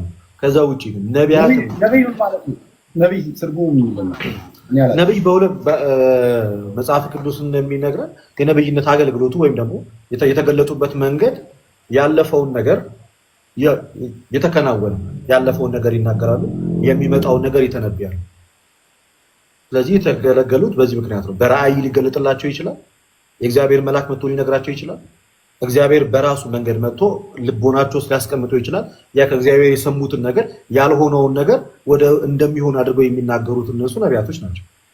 ለምሳሌ በእግዚአብሔር በኩል በያፎፍ ጋድ ሆኖ በእግዚአብሔር በኩል የሚናገሩ ማለት ነው። ነቢያቶችን ልኳል ክርስቶስ ከዚህ በፊት እግዚአብሔር ነቢያቶችን ልኳል። እነ ኢሳያስ ነቢይ ናቸው፣ እነ ኤርሚያስ ነቢይ ናቸው። ስለዚህ እነዚህ አገልግሎታቸውን ጨርሰዋል። የተናገሩትም ትንቢት ደግሞ ተፈጻሚነቱንም አድርጓል። ለማስተማርም ይላካሉ። የእግዚአብሔርንም ሕዝብ ለመገሰጽ ይላካሉ። ለማስተማር የእግዚአብሔርን ሕዝብ ለመገሰጽ ወደ እግዚአብሔር እንዲመለሱ ለማድረግ ትንቢትን ለመናገር ይላካሉ። ያንንም ስራቸውንም አድርገዋል። ነብዩ ናታን ለምሳሌ ወይም ደግሞ ሳውል የተባለው ሰው እሱ የአሕዛብ ሐዋርያ ነው። የሾመው በጌታ በኢየሱስ ምክንያቱም እሱ ወደ አሕዛቦች ወይንም ደግሞ የእስራኤል ቤቶች አሉ አይሁዳውያን የተባሉት እሱ ደግሞ ጭራሽ ጣዖት አምላኪ ወደ ነበሩት ከስር መሰረታቸውም ጭራሽ እግዚአብሔርን ወደማያውቁት እንደ የተላከው በዛም በጣም ተሳክቶለታል። የአሕዛብም ሐዋርያ ነው። ራሱን በተደጋጋሚ እንደዛ ብሎ ጠርቷል። ኦኬ ከአረስክ አሁን ቅድም ስትናገር ካልጨረስክ ነገር ቀጥል። ጥያቄው ሐዋርያ ሥራ ስንት ነገር ያልከኝ ነው? ሐዋርያ ሥራ 13 ነው ያልከው። እሱን አሳያለሁ። ሐሰተኛ ነብይና ጠንቋይን አሳያለሁ። ቆይ ቅድም ስትናገር እኛ ጋር ያሉት ትክክለኛ ነቢያቶች ናቸው፣ ሌሎቹ ጋር ያሉት ሐሰተኛ ነቢያቶች ናቸው ስትል ሰማሁ ነው። እኛ ጋር ትክክለኛ ነቢያቶች አላልኩኝም። በአሁኑ ሰዓት ላይ ትክክለኛ ነቢያቶቹ ኦልሬዲ ትንቢታቸውን ተናግሮ ትንቢታቸው ተፈጻሚነት አግኝቶ አልፈዋል። በአዲስ ኪዳን ግን ነቢይ ብሎ ክርስቶስ የሾማቸው ነቢያት አድርጎ የሾማቸውና የላካቸውን አንመለከት። አንድም የአዲስ ኪዳን ጥቅስ ላይ ሐዋርያትን ወደ ወንጌል አገልግሎት ላከ እንጂ ነቢይ አድርጎ ሾሞ የላከው ምንም አይነት ነገር የለም። ከዚህም የተነሳ የነቢይነት አገልግሎት በክርስቶስ ኢየሱስ መምጣት ተፈጽሟል፣ ፍጻሜነቱን አግኝቷል። ትንቢቱ የተነገረ ሁሉ ለክርስቶስ ነበር፣ እሱ መጥቶ ፍጻሜነቱን አግኝቷል። እሱን እነግርሃለሁ፣ ችግር የለውም። አንድ ነቢይ ሐሰተኛ ነቢይ ይሁን ትክክለኛ ነቢይ ይሁን እንዴት ነው የሚታወቀው? ከሚያስተላልፈው ትምህርትና ከያዘው እውነት አንጻር፣ ከሚናገረው ነገር አንጻር። ለምሳሌ በቀላሉ የፕሮቴስታንት ነቢያቶችን ለማወቅ በጠቅላይ ሚኒስትር ዶክተር አብይ ላይ እንኳን 90 አይነት ትንቢት የተነገረ ይሞታል አሉ፣ 20 ዓመት ይገዛል፣ 40 ዓመት ይገዛል፣ 90 ዓመት ይገዛል፣ እንደዚህ ይሆናል። እነዚህ ሰዎች ከአንድ ስፒሪት ቢሆኑ ኖሮ የሁሉም ተመሳሳይ ነበር የሚሆነው። እናም ደግሞ በብዛት ነቢያቶች የምትላቸው አሁን ላይ የምንመለከታቸው እያንዳንዱ ነቢያት የተባሉት ሁሉም የሚናገሩት ነገር ምንድን ነው? በመጀመሪያ ደረጃ ዕዳ ማሰረስ ፕሮግራም ይልሃል። ሲፈልግ ነጭ ቤት ተገዛለህ ይልሃል። በህይወት የሞተችዋን ሴትዮ በህይወት አለች ብሎ ያወራል፣ ግን እኮ ሞታለች። ስለዚህ ከንግግራቸው ከፍሬያቸው ታውቋቸዋላችሁ እንደሚል ከፍሬያቸው ይታወቃሉ በቀላሉ ከጌታ እንዳልሆኑ ማለት ነው። ለቪዛ ለመኪና ለቤት የሚናገር ነቢይ መጽሐፍ ቅዱስ ላይ አላየንም። ስለ ምድራዊ ነገር የተጠራ ነቢይ የለም። ቆንጆ ሴት ታገባለች። አንድ ስውር ነቢይ ላሳይ። እርግጠኛ ነኝ 50% የሚሆነው ሃይማኖተኛ አያውቀውም። ይሄን ነቢይ የሚያውቁ አሉ። ምናልባትም 50-60% የሚሆኑ ሰዎች ይሄን ስውር ነቢይ ያውቁት። የሐዋርያት ሥራ 13 ክፈት። ከፍቻለሁ። ከአንድ ጀምሮ እስኪ አንብብልን።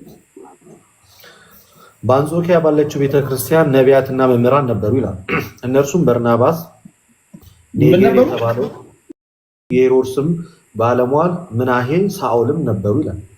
እነዚህም ጌታን ሲያመልኩና ሲጦሙ መንፈስ ቅዱስ በርናባስና ሳኦልን ለጠራቸው ስራ ለዩልኝ አለ። በዚያም ጊዜ ከጦሙ ለምን ስራ ለዩልኝ ያሉ? በዚያም ጊዜ በርናባስና ሳኦልን ለጠራቸው ስራ ለዩልኝ አለ። ለጠራቸው ስራ ሰዎቹ እየጸለዩ እያለ መንፈስ ቅዱስ መጥቶ ማለት ያ እነሆ ጌታን ሲያመልኩና ሲጦሙ መንፈስ ቅዱስም በርናባስና ሳኦልን ለጠራዋቸው ስራ ለዩልኝ አለ። በዚያም ጊዜ ከጦሙ ከጸለዩ እጃቸውንም ከጫኑ በኋላ አሰናበቷቸው። እነርሱም በመንፈስ ቅዱስ ተልከው ወደ ሴሌቅያውያ ወረዳ ከዚያም በመርከብ ወደ ቆጵሮስ ሄዱ። በስላማና በነበሩ ጊዜ እዚህ ጋር እኚህ ሰዎች እየጸለዩ እያመለኩ እያለ መንፈስ መጣባቸው በአንጾኪያ ባለችው ቤተክርስቲያን። ከዛ ለጠራኋችሁ ወይም ለጠራኋችሁ ዓላማ ለዩልኝ የሚል መንፈስ ነው ይመጣላቸው ዘንድ ሰዎቹ አሁን ጉዞ ጀመሩ። ሰሜር የሆነ ፕሮብለም አለ። የሆነ ልክ ያልሆነ ቦታ እኚህ ሰዎች አሁን ልክ ያልሆነ ቦታ የሆነ ቦታ አለ፣ የተበላሸ ነገር አለ፣ ይህን ፊክስ ታደርጋላችሁ ተብሎ ልክ ቴክኒሽያን መፍቻውን ምናምን ይዞ እንደሚሄደው መንፈስ መጥቶባቸው የሆነ ቦታ ችግር ስላለ ለጠሯቸው ዓላማ ትለዩልኛላችሁ ሂዱ አላቸው። ዝም ብሎ ነው የተጓዙ ሰዎቹ። እሺ ቀጥል። ከዛ የሚገጥማቸውን እነሱም በመንፈስ ቅዱስ ተልከው ይሄኛውን አንብቤያለሁ። በእስልምና በነበሩ ጊዜ በአይሁድ ምኩራቦች የእግዚአብሔርን ቃል ሰበኩ አለ። አገልጋይም ዮሐንስ ነበራቸው። ደሴቲቱንም ሁሉ እስከ ጻፉ ብዙ በዞሩ ጊዜ በሪያሱ የሚሉትን ጠንቋይ ሐሰተኛ ነቢይ የሆነውን አንድ አይሁዳዊ ሰው አገኙ አሉት። በሪያሱስ ስራው ምንድን ነው? ጠንቋይ እና ሐሰተኛ ነቢይ ነቢይ ሳይሆን ሐሰተኛ ነቢይ ሐሰተኛ ነቢይ አሁን ላይ ጠንቋይም ነው ሐሰተኛ ነቢይም ነው። የሁለት ስራ ባለሙያ ነው። የጥምር ሙያ ባለቤት ነው። ባጭሩ ፕሮብለሙ እሱ ነው ማለት። እሺ ቀጥል። እና በሪያሱስ የሚሉትን ጠንቋይ እና ሐሰተኛ ነቢይ የሆነውን አንድ አይሁዳዊ ሰው አገኙ። እርሱም አስተዋይ ሰው ከሆነው ከሰርጊዮስ ጳውሎስ ከሚባለው አገረ ገዢ ጋር ነበር። ይህም በርናባስና ሳውልን ወደሱ ጠርቶ የእግዚአብሔርን ቃል ሊሰማ ፈለገ። ጠንቋዩ ግን ኤልማስ ስሙ እንዲሁ ይተረጉማልና አገረ ገዢውም ከማንም ሊያጣመም ፈልጎ ተቃወማቸው። ጳውሎስም የተባለው ሳውል ግን መንፈስ አገረ ገዢው ከማመን ሊያጣመም ፈለገ። ጠንቋዩ ግን ኤልማስ ስሙ እንዲሁ ይተረጉማልና አገረ ገዢውን ከማመን ሊያጣመም ፈልጎ ተቃወማቸው። ጳውሎስ የተባለው ሳኦል ግን መንፈስ ቅዱስን ተሞልቶ ትኩር ብሎ ሲመለከተው አንተ ተንኮል ሁሉ ክፋትም ሁሉ የሞላብህ የዲያብሎስ ልጅ የጽድቅም ሁሉ ጠላት የቀናውንም የጌታን መንገድ ከማጣመም አታርፍምን አለው። ይህንን የተመለከተው ማነው? በመንፈስ ቅዱስ ላይ ጳውሎስ አገረ ገዢውን ሀሳቡን ሊያጣመም ሲሞክር ማለት ነው። አሁንም እነሆ የጌታ እጅ በአንተ ላይ ናት፣ እውርም ትሆናለህ፣ እስከ ጊዜውም ፀሐይን አታይም አለ። ያን ጊዜ ጭጋግና ጨለማ ወደቀበት፣ በእጁም የሚመራውም እየዞረ ፈለገ። በዚያን ጊዜ አገረ ገዢው የተደረገውን ባየ ጊዜ ከጌታ ትምህርት የተነሳ ተገርሞ አመነ። ኦኬ፣ አሁን ቅድም እኚህ ሰዎች ሲነሱ እየጸለዩ ነበር፣ ያመለኩ እያለ ከሚጸልዩበት ቦታ አንጾኪያ ቤተክርስቲያን ላይ ሲጸልዩ ከነበሩት ውስጥ ጳውሎስና በርናባስ ተጠሩ ለአገልግሎት። በአንድ መንፈስ ሆኖ እየጸለዩ እያለ መንፈስ መጣና ሰሜር የሆነ ፕሮብለም ስላለ ትላካላችሁ አላቸው። በሌላ አባባል የእግዚአብሔር መልእክተኛ ሆነው ይሄን ሰውዬ ነው የሚጋፈጡት። ይሄ ሰውዬ በነገር ላይ ይሄ ሰውዬ አገር ገዢው ማለት በጣም ህግ አዋቂ ነው፣ በጣም እውቀት ያለው ነው። የመጨረሻው በዚያ አሁን ባለንበት እንትን አካዳሚሻን የሚባል አይነት ሰው። ይሄ በጣም የህግ አዋቂዎችን አፋቸውን ከፍተው እስኪያደምጡ አንዳንድ ሰው አይታሉ። ለምሳሌ በጣም ህግ አዋቂዎችን በጣም እውቀት ያላቸውን ሰዎች ራሳቸው እስከ ማሳት እኮ የሚደርሱ እኮ አሉ ነቢያቶች። እነዚህ ያውቃሉ ምትላቸው ያ አፍን ከፍተህ የምታደምጣቸው ሰዎች አሉ። እኚህን ጳውሎስ ግን እንደነዚህ አይነት ሰዎች አይደሉም። ለምን? አነሳሳቸው ራሱ የተለየ ነው። በጸሎት ነው የተነሱት፣ መንፈስ ተሞልተዋል። ሰሙኤል ችግር ስላለ ይህን ችግር ፊክስ ታደርጋላችሁ ተብሎ በእግዚአብሔር ምድር የወጡ ሰዎች ናቸው። ጳውሎስ ምን እንደሆነ አቅም ችግሩ እንደ አጋጣሚ የእግዚአብሔርን ቃል ለዚህ ለአገር ገዢው እያስተማረ እያለ ያ ሰውዬ ኢንተራፕት ያደርጋቸው ነው። ለምሳሌ አሁን አንተ ትክክለኛ ቀናና ቀጥተኛ የሆነ የእግዚአብሔር ቃል ስትናገር አንዳንድ ሰዎች ያቆነጠንጣቸዋል፣ አፋፈን ይለዋል ምናምን። ለምንድን ነው መሰለህ?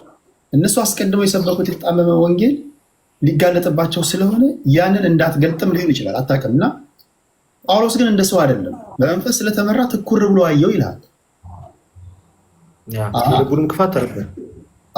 ኦኬ፣ ፕሮብለሙ የሰውዬ ነው ማለት ሐሰተኛ ነብይና ጠንቋይ ነው። በሌላ አባባል በነቢይ ስም የሚሰራው ስራ ግን የጥንቆላ ስራ ነው፣ የሴጣን ስራ ነው የሚሰራው ሰው። ስለዚህ በእግዚአብሔር ምሪት የመጣ በእግዚአብሔር መንፈስ ተሞልቶ የመጣ ሰው ስለሆነ እንደ ሰው ሊሸውዶ አልቻለም። ትኩር ብሎ ተመለከተው። አንተ ሐሰተኛ ነብይና ጠንቋይ የጌታን ቃል ከማጣመም አታርፍምን አለ ብሎ አልተውም። ሰው ኮንፈርሜሽን ይፈልጋል። ቢኮዝ ለዘመናት ለዓመታት የሰውዬ ትክክለኛ ነብይ ነው ብሎ ተቀብሎታል ህዝቡ። ዘን ኮንፈርሜሽን ስለሚፈልግ ከአሁን ሰዓት ጀምሮ አይኔ ይጠፋል አለ። ኮንፈርሜሽን አሳያቸው፣ አይኑ ጠፋ ከዛ ጊዜ ጀምሮ። ስለዚህ ሐሰተኛ ነቢያቶችን እንዲሁ ዝም ብለን ሐሰተኛ ነብይ ነው ብለን አይደለም እንደዚህ ወይ ከስብከታቸው ምናምን አይደለም። የእግዚአብሔር መንፈስ ካልተሞላ በስተቀር ኢትስ ቬሪ ዲፊካልት።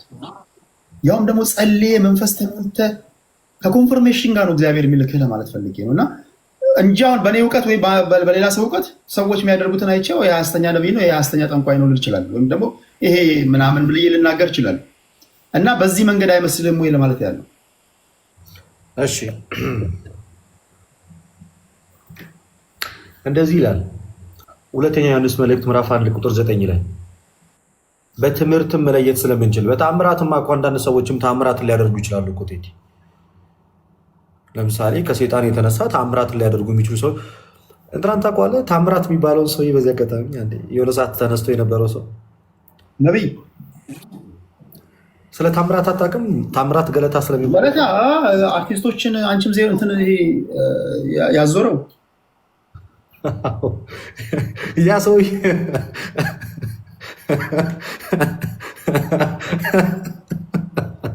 አሁን እሱ ሰውዬ እያንጓለለ ማለት ነው። ባጭሩ እያንጓለለ ይባል ይመስለኛል በቅጥል ስሙ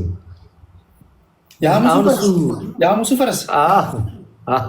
አሁን እሱ በተአምራት ልትለየው አትችልም። እሱ ነው ለምሳሌ የእሳቱ ማን ለየው? ከጊዜ ያስተዋለ ሰው እንኳን አልነበረም። ቀስ ብሎ የመረመረ ነው መጨረሻ ላይ የተደረሰበት። እና በትምህርት መመዘን ስለሚቻል እንደዚህ ይላል፣ ለሚመጣው ሁሉ ይላል በክርስቶስ ትምህርት ለማይኖር ሰው አምላክ የለውም። በክርስቶስ ትምህርት ለሚኖር አብና ወልድ አሉት። እንግዳ የሆነ ትምህርት ሲኖር ያን ሰው ትለየዋለህ።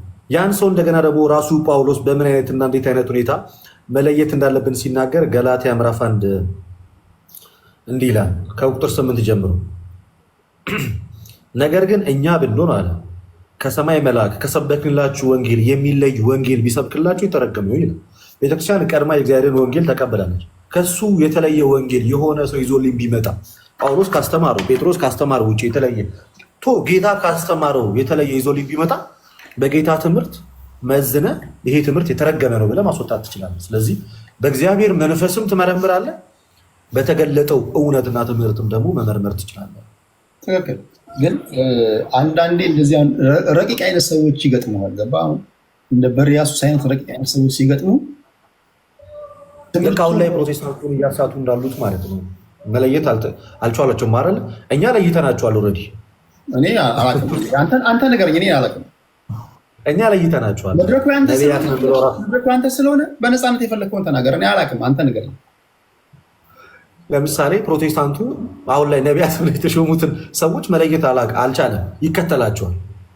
እያንዳንዱ ነቢይ ነኝ ብሎ ራሱን የሾመው ኢቭን የሚያስተምረው ትምህርት ስህተት እንደሆነ የሚናገረው ትንቢት ነው ብሎ የሚናገረው ነገር እንኳን ስለ ምድራዊና ስለ ምድር ላይ ስለሆኑ ኮተቶች እንደሆነ እያወቀ አሜን ብሎ ነው የሚቀበለው። ይህን እንኳን መመርመር አልተቻለም። እናንተ የገላትያ ሰዎች ማልክ ማን ነው አዚም ያደረገባችሁ እንደተባለ ሰው እንዴት ነው ቆም ብሎ መጽሐፍ ቅዱስ ላይ ነቢያቶች ምንድን ነበር ሲሰሩ የነበሩት? እዩ ጩፋን መመልከት ይቻላል። ዳንሳ እነየቹ እነዩ ጩፋ ሌሎችም በጣም በርካታ ነቢይ ነን ብለው የመጡት ሰዎች ከሚናገሩት ንግግር አንጻር ስህተት እንደሆነ እኮ መለየት ትችላለህ። እንዴ ስንት ደቂቃ ላድርግልህ? ኖርማል ነው። ቴዲያውን ሰምተዋል። ና ባልና ሚስት ቀርበው ተቸግረው ነቢይ ጆይ ጭሮ ጋር ሰምታላ። ባልና ሚስት ተቸግረው ቀረቡና ከዛ በኋላ ችግራቸውን ፊት ለፊት ወጥቶ መናገር አልቻሉም። ከዛ እዛ ነገር ላይ ችግር አለ አላቸው። አስደስታታለሁ። ከዛ ስንት ደቂቃ ላድርግላችሁ? አልጋ ላይ ማለት ነው። ስንት ደቂቃ ላድርግላችሁ አለ። ባለች ሰከንድ ላይ ልጨምርልህ። ሰውዬው ሰከንድ ነው የሚቆየው ማለት ከዚህ ባለች ሰከንድ ላይ ልጨምርልህ። ስንት ደቂቃ ነው? እሺ እሱ ስንት ደቂቃ ላድርግላችሁ ሲል እሱኛው ምን አለ? 20 ደቂቃ ይሆንልኝ አለ። እሷ 30 ደቂቃ ይሆንልኝ አለች። እንግዲህ ሊጨምረው በጸሎት ሊጨምር ከሆነች ሰከንድ ወደ 20 ደቂቃ ከሆነች ሰከንድ የሴትዮቷ ፍላጎት 30 ደቂቃ እንዲሆንላት የሰውየው ፍላጎት 20 ደቂቃ እንዲሆንለት ነው። እኛ እዚህ ብሔርተኛ እናወያያለን፣ ሰው ሌላ ዓለም ላይ ነው ያለው። ወይኔ ይሞላል። ችግሩ እኮ ያሳስባል፣ እንደ ችግር እኮ ያሳስባል። ችግሩ ቢፈታላቸው እኮ ደስ ይለናል፣ ግን በዚህ መንገድ አይደለም። ሕክምና ሊኖሩ ይችል ይሆናል አይደል? እስኪ የተሞላችሁ አንዳንድ ቁጥር ጻፉ። የተሞላላችሁ አንዳንድ ቁጥር ጻፉ። ችግር የለውም። ሰው ተሞልቶልኛል ይላል። እሺ ታክቶልኛል ይላል። በነቢያት አገልግሎት ተሳካልኝ ቤት ትገዛለህ ተብሎ የገዛ ሰው መኪና ይኖርሃል ተብሎ የኖረው ሰው ካለ ከዜሮ ተነስቶ ከመሬት ተነስቶ እኔ በዚህ ጉዳይ ተዘጋጁ፣ ምላሽ መስጠት አለባችሁ። በተለይ በነቢያቶች ጉዳይ ላይ እንግዲህ ልደት የኦርቶዶክስ ተዋሕዶ ቤተክርስቲያን ነው፣ መድረኩ እሱ ነው። ከዚህ ቀደም አንድ ለፕሮቴስታንት እምነት ተከታይ መድረክ ሰጥቻለሁ። አሁን ደግሞ ሁለታችሁንም አንድ መድረክ ላይ አድርጌ አይ በነቢያቶቻችን ዙሪያ ላይ የተነገረው ንግግር ትክክል አይደለም፣ ራሳችንን መከላከል እንችላለን እንፈልጋለን። እሺ የባንክ ደብተር ውስጥ እንዴት ታየዋለህ ቴዲ? የባንክ አካውንት ይዛችሁ የባንክ ቡክ ይዛችሁ ተባለ። የባንክ ቡክ ይዘው ሄዱ። መሬት ላይ ያደረጉት የባንክ ቡኩ ላይ ተጸለየ። ከዛ ሄደ ባንክ ላይ ብር ሊገባ ነው ተጸልዮ ዜሮ አካውንት ከፍተህ መጥተህ ሲጸልይ ይላል። እንደው ገንዘቡ ራሱ አይደለም የገረመኝ። እኔ ብዙ ጊዜ ማየው መደበኛ ሰዎች በማያዩት መነጽር ነው ማለት። አሁን ያ ሰውዬ የተሞላለት ሰውዬ አብዛኞቹ ሊሆን ይችላል፣ ግን ልብ ያላሉት ትዝ ብለው ልብ ብሎ ከሆነ ሰውዬው ባንክ ቤት ቡኩ ላይ የተሞላለት ምናምን ገንዘብ ቀኑ እሑድ ነው። እሑድ ባንክ ቤት ይሰራ አይሰራም። አሁን እንዲህ ነገሮች መታየት አለባቸው። ሲመጡ ትራንስፈር አድርጎለትስ ቢሆን እኮ በሌላ አካውንት ትራንስፈር አድርጎለትስ በእሑድ ቀን እንዴት እንደዚህ አይነት ነገሮች መጠየቅ አለባቸው። እናንተ የምታነሱት ጥያቄ ካለ ስለንጋስ መሬት ላይ ያለ ሪከርድ የሆነ ነገር ይሁን እንጂ በአግባብ እኛ እናስተናግዳለን። እኛ የምንጠላው ስድድብ ነው። መጥቼ እኔ እሳደባለሁ ምናምን ካል ከየትኛውም እምነት ልትወጣ ትችላለህ፣ አበራሃለሁ። እኛ ቀናና ቀጥተኛ ነገር እንሰማለን፣ እንፈርዳለን። መጨረሻ ላይ የቴዲና የቴዲ ቤተሰብ ሰዎች አለም እንዴ ካል ልደት ራሴን ዲፌንድ አደርጋለሁ ካልክ ይኸው እንደ ልደት መተህ ትናገራለህ፣ ትሄዳለህ። ከዛ ህዝብ ይፈርዳል ማለት ነው። ያለ ከሆነ አሁን ልደት የሚያወራው ያለ ይሁን አይሁን አላውቅም። ያለ ከሆነ ማስረጃውን ታመጣለህ፣ ካልሆነ ግን ማጥፋት ነው። ለምሳሌ ቀደም ስትናገራቸው የነበሩ ባንክ ቤት ሞላሁኝ እንደዚህ ሞላሁ አሁን አልጋ ላይ ስተኝ ደቂቃ አስረዘምኩ ምናምን የሚል ነገር ካለ መብት ነው አምጣት። እንደዚህ አይነት ነገር የገስታውስ አገልግሎትም አላቸው በብዛት ባዚ ቴዲ እህቶች ብቻ ነው የሚገለገሉት እዛ። አርተው በእናትህ እህቶች ብቻ በጣም የተመቼ ጌታ እግዚአብሔር ሆይ ለቤተ ክርስቲያናችን 180 ሚሊዮን ብር ስጠኝ ብሎ ሲጠይቅ አልሰጥም ብለዋል። በዛው አንዱ ለአንደኛው ይጠይቃል፣ አንደኛው እዛው ይመልስለታል። እና በጣም ነፍስ ገስታውስ የሚያገለግለው ወንድ ነው ወይስ ሴት ናት የምታገለግለው? ወንድ ነው የሚያገለግለው ገስታውስ። ተገልጋዮቹ ሴቶች ናቸው በአብዛኛው። ዩቲዩብ ላይ ሁሉ ተለቋል እኮ እንደዚህ አይነት ነገሮች ማለት ምን ያህል ባለትዳሮችን እስከ ማፋታት ድረስ የሰው ህይወቶችን እስከ መቀማት ድረስ ቢሮ እያመጡ የሚያጸልዩ ገስታውስ እያሉ ገስታውስ ውስጥ እያስገቡ በጣም የሚጋሩ እንዳሉ በራሳቸው ዶክመንተሪ ተሰርቷል። እና ኢቭን ሀሰተኛ አስተማሪዎች ብለው ራሱ ቪዲዮ ሰርተዋል ዩቲዩብ ላይ ያለ በቀላሉ። መስፈርቱ ምንድን ነው? እንደዚህ አይነት ቦታ ላይ ገብቶ ለማገልገል አሁን ተለቀው አገልግሎት በዝምድና ነው ወይስ ምንድን ነው? ማስታወቂያ ምናምን ያውቃሉ?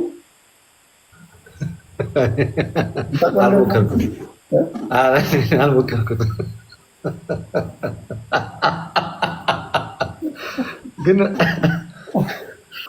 አሁን ፓስተር ሶፊ ታውቃለህ? ፓስተር ሶፊ የፓስተር ዳዊት ወንድም ነው። ፓስተር ሶፊ አሁን እሱ ላይ የሚቀርቡትን ነቢያቶች አይታቸው እሱ ራሱ ላይ የሚያቀርባቸው እየሰከሩ የሚቀርቡት በጣም በርካታ ነቢያቶች ናቸው የሚቀርቡት። ሰክረው የሚቀርቡት ይመስለኛል። እንደዛ ለመደባደብ ምናምን ይሞክራል። የክርስቶስ ሁለቱም ባህሪ ንገረኝ ሲባል እንግዲህ ፕሮቴስታንት በክርስቶስ ዙሪያ ላይ አንድ አካል ሁለት ባህሪ ብለው ነው የሚያምኑት። ፍጹም ሰው፣ ፍጹም አምላክ። እስኪ የክርስቶስ ሁለት ባህሪ ንገረኝ ሲባል ፍጹም ትሁት ብሎ የመለሱ ናቸው እኮ እነሱ። የክርስቶስ ሁለቱ ባህሪ ማለት ፍጹም ሰውና ፍጹም አምላክ ነው በፕሮቴስታንቱ ዘንድ ያለው እምነት። እና የሚያምኑትን መሰረታዊ እምነት እንኳን ጭራሽ የማያውቁ ዝም ብለው ከመሬት ተነሱ ላይሰንስ ያወጣሉ። ይከራዩና በሆነች በቆርቆሮ ዳስ ያደርጉና የሆነች እንትን ይከፍታሉ። ቸርች ይኸው መጣ ፓስተር ሶፊ እና ስፒከር ይገጥማሉ። ላከልህ ወይስ ጆይን አደረገ? አይ ጊፍት ሲሰጠኝ ናቸው እና ከከፈተ ኢንቫይት አደርገዋለሁ። ላይፍ ከከፈተ ኢንቫይት አደርገዋለሁ። እኔ አምንበታለሁ የእሱን ፓስተርነት የሚሰራው ስራ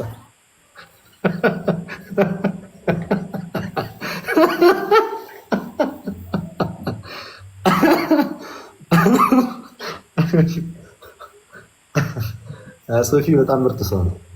ፕሮቴስታንቶች ያምኑበታል ፓስተር ነው ብሎ የእሱ ተማሪዎች አያምኑበትም።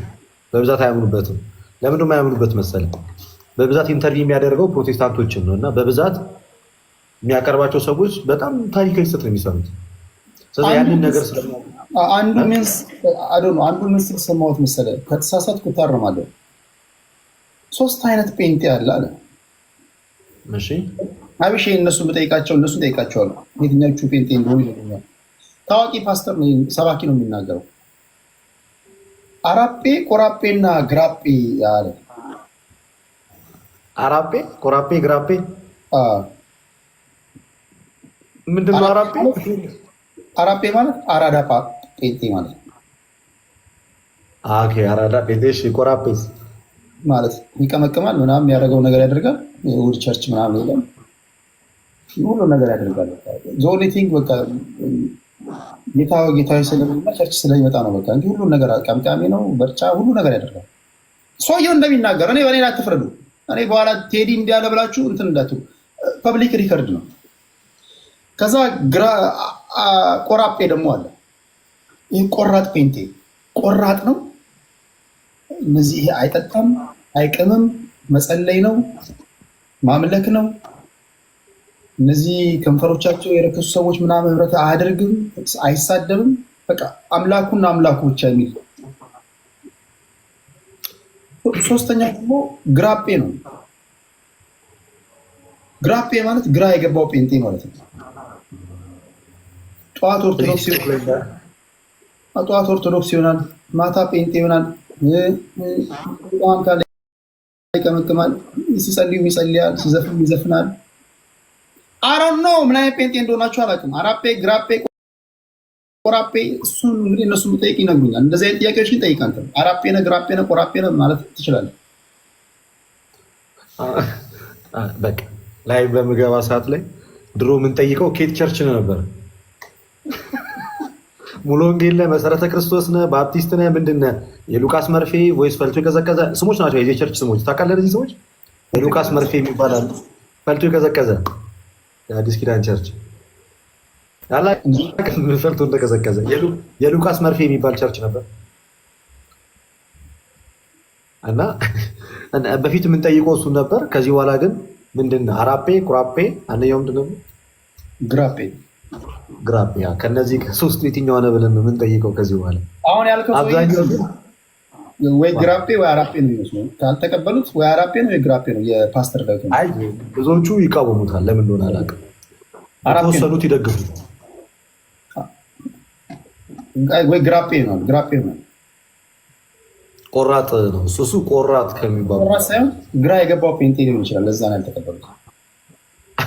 ኦርቶዶክስም አይደለም እኮ እሱ ግን የፕሮቴስታንት እምነት ተከታይ ነው። ግን በስነስርዓት በቃ እነዚህ ነቢያቶችን ምናምን ስለሚያጋልጥባቸው ና አይወዱት። ምን እኔ እንደ መሰለህ አሁን መንፈሳዊ ነገር ለምሳሌ አሁን እኔ በምን አምናለሁ መሰለህ? አሁን እኔ የሚዲያ ልጅ ነኝ። ህፃናቶች ለምሳሌ አሁን መንፈሳዊ ዝማሬ ልጅ አለ እኔ ይህ ጥያቄ ለፈኝ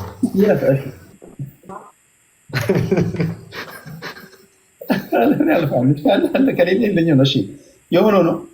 አሁን ቃል ለምሳሌ የሆነ ቤት ባስገባ መዝሙር መከፈት ድምፁን እስከ መጨረሻ ብዘጋው ከዛ ገብተህ ሂደት ይሄ ነገር መዝሙር ነው ዘፈን ነው ብለህ መለየት ትችላለህ። እስኪ አንዴ ድገሙ እስኪ አስገባው እኔ ቤት አመጣውና በቲቪ መዝሙር ከፈትኩኝ። ለምሳሌ አንተ የኦርቶዶክስ እምነት ተከታይ ስለሆንክ ኦኬ፣ በአንተ ምሳሌ ውስጥ በቲቪ የኦርቶዶክስ ተዋሕዶ ቤተክርስቲያን መዝሙር ከፈትኩኝ። ድምፁን እስከ መጨረሻ ዘጋሁት። በቲቪ የኦርቶዶክስ ተዋሕዶ ቤተክርስቲያን መዝሙር ከፈትክ፣ ከዛ ድምፁን ዘጋሁት። ያንተ ከሆነ ታውቃለህ። የሌላ ሀገር ሰዎች መንፈሳዊ ዝማሬ ሊሆን ይችላል ወይም ዓለማዊ ሊሆን ይችላል፣ አላውቅም። ብቻ ግን በቲቪ ከፈትኩኝ። እኔ የከፈትኩት መዝሙር ነው እና ዝም ብለህ ድምፅ ሳትሰማ የሰዎቹን እንቅስቃሴ ብቻ አይተህ ይሄ ነገር መንፈሳዊ ነገር ሳይሆን አይቀርም ትችላለህ ወይስ አትችልም? እኔ ጭራሽ ማንነታቸውን የማላውቀውን ሰዎች ድምፃቸውን ሳልሰማ የሚናገሩትን ነገር ሳላዳምጥ መንፈሳዊ ነው ወይስ አይደለም ብዬ መለየት አልችልም። ኦኬ ቴንክ ዩ። ሲምቦላይዝ የሚያደርጋቸው ነገር ለምሳሌ መስቀል ምናምን አድርገው እስከሆነ እንደዚህ አይነት ነገሮችን ስመለከት ምናልባት እርግጠኛ መሆን ሳይሆን የምችለው በቀላሉ ልገምት እችላለሁ። ክርስቲያኖች ሊሆኑ ይችላሉ ካለባበሳቸው ወይ ሲያማትቡ ባይ አለባበሳቸው ምናምን አይተን ዝም ብሎ ምናምን አይተን ልገምት እችላለሁ። እርጋታቸውን ሽብሸባም ካለ ሽብሸባቸው ምናምን አይተን አይ ቲንክ ይሄ ነገር መንፈሳዊ ነገር ነው መሰለኝ ትላለህ። አእምሮ ይነግራል። መንፈሳዊ ቶክሾ የሚያዘጋጁ ሰዎች አሁን የፓስተር ዳዊት ወንድም ያልከው ፓስተር መንፈሳዊ ቶክሾ ስታዘጋጅ አማርኛ ማይሰሙ ሰዎች እያደረክ ያለው ኮንቨርሴሽን መንፈሳዊ እንደሆነ ሊገባቸው ይገባሉ። ለምን በመንፈሳዊ ዓለም ውስጥ ያለ ሰው ከሆን ከአንተ ሲምቦላይዝ ማድረግ የሚገባ ነገር አለ። ለምሳሌ የኦርቶዶክስ ተዋሕዶ ቤተክርስቲያን ቃለ መጠይቅ ማንም ሰው ፒክ ያደርጋል። ይሄ መንፈሳዊ ኢንተርቪው ሊሆን ይችላል ይላል አይደል? ጠያቂው ስርዓት አለው፣ መስቀል ያስቀምጣሉ፣ ተጠያቂውም እርጋታ አለው። ድምፁን እንኳን እስከመጠፋ ይሄ መንፈሳዊ ቶክ ሾው ነው ወይም ደግሞ መንፈሳዊ ፖድካስት ነው ትላለህ። ሶፊም እኮ ሱፍ ለብሶ ነው የሚጠይቃቸው። በነገራችን ላይ ብዙ ጊዜ ፓስተሮች ካየ ሱፍ ይለብሳሉ አይደለ? በስነስርዓት ሱፍ ከረባት ምናምን መገለጫቸው ካየ ብዙ ጊዜ በእነዚህ አይነት ልክ ነው። ብዙ ጊዜ ኢንተርቪው ሲያደርግ ማየው የእሱ ኢንተርቪው እኮ አይደለም ድምፅ እስከ መጨረሻው ቀንሰ ድምፅ እስከ መጨረሻው በልቅጠህ ራሱ መንፈሳዊ ነው አለማ አያታቅም። አንዴ የሆነ ሰው ይዘው ቀርቦ ጀዝባ ነህ እንዴ ይለዋል። አትሰማም እንዴ ጎማ ነገር ነህ እንዴ ምናምን ይለዋል። ከዚህ በላይ ዲፌንድ ላደርግህ አልችልም ሶፊ። ሪከርድ የሆነ ነገር ነው እኮ ከኔ ጋር ግንኙነት የለውም። ቁም ነገር እኔ ከእንትኑም ብዬ ተቆርጻ ያዩትን ነው የማየው። ሰው የሆነ ሰው እየጋብዟል ምነግርህን አሰማም እንደ ዶማን እንደ ሊሰነዝርም እንዲደር ሰውዬው ተጠያቂ ምንድን ነው የምትለው? እኔ እንዴት አድርጌ ላስገባብህ ያለው ሰው ከዚህ በላይ እንዴ አሰማም እንዴ አይነት አውሮ ምናምን የሚል ተጠያቂ እንዴት እያቀረብክ አንደኛ አይ ዶንት ቲንክ እኔ ለእምነቱ ተከታዮች ራሱ በአግባቡ እምነቱ በመጥፎ ሁኔታ እንዲታይባቸው የማድረግ ነገር ካልሆነ በስተቀር አንዴ ደግሞ እግዚአብሔርን አስተኝቼ የደበደብኩት የሚል ሰው እንትን ሲያይች እሱ ነው መሰለኝ ባልሳሳት። ሌላውን ይቅር አንተ በዓለም ያሉ ሰዎች እንደዚህ አይነት ሰው ታስተናግዳለህ። እኔ አሁን እዚህ እኔ በዓለም ያለው ሰው ነኝ። በእግዚአብሔር ላይ የሚዘባበትበት ሰው ካገኘሁ አሽቀንጥሬ ያባረዋል። እግዚአብሔርን አስተኝቼ የረጋገጥኩት እግዚአብሔርን አስተኝቼ ያደረኩት የሚል ሰው እንዴት ነው መድረክ የምትሰጠው? ምንድን ነው የምታገኘው? ምን ለማትረፍ ነው? ያሁን ደግሞ የፓስተር ዳዊት ወንድም ነው። ፓስተር ዳዊት እንግዲህ በሃይማኖት ውስጥ ትልቅ ቦታ ያለ ሰው እና እሱ ግን አይ ቲንክ አይደል ነው ካለ ቢመጣና በጠይቀው ደስ ይለኝ ነበር። ካልሆነ ግን ችግር የለውም ሌላ ጊዜ እናደርጋለን። እንትና ኦፌንድን እንዳያው ያየሁት ነገር ስለሆነ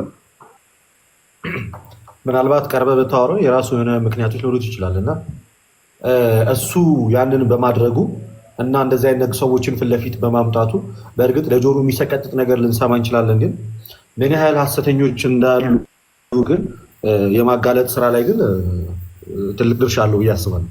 አንቅቷቸዋል ብዬ አስባለሁ። አንድ ልጅ አለ የሆነ ልጁ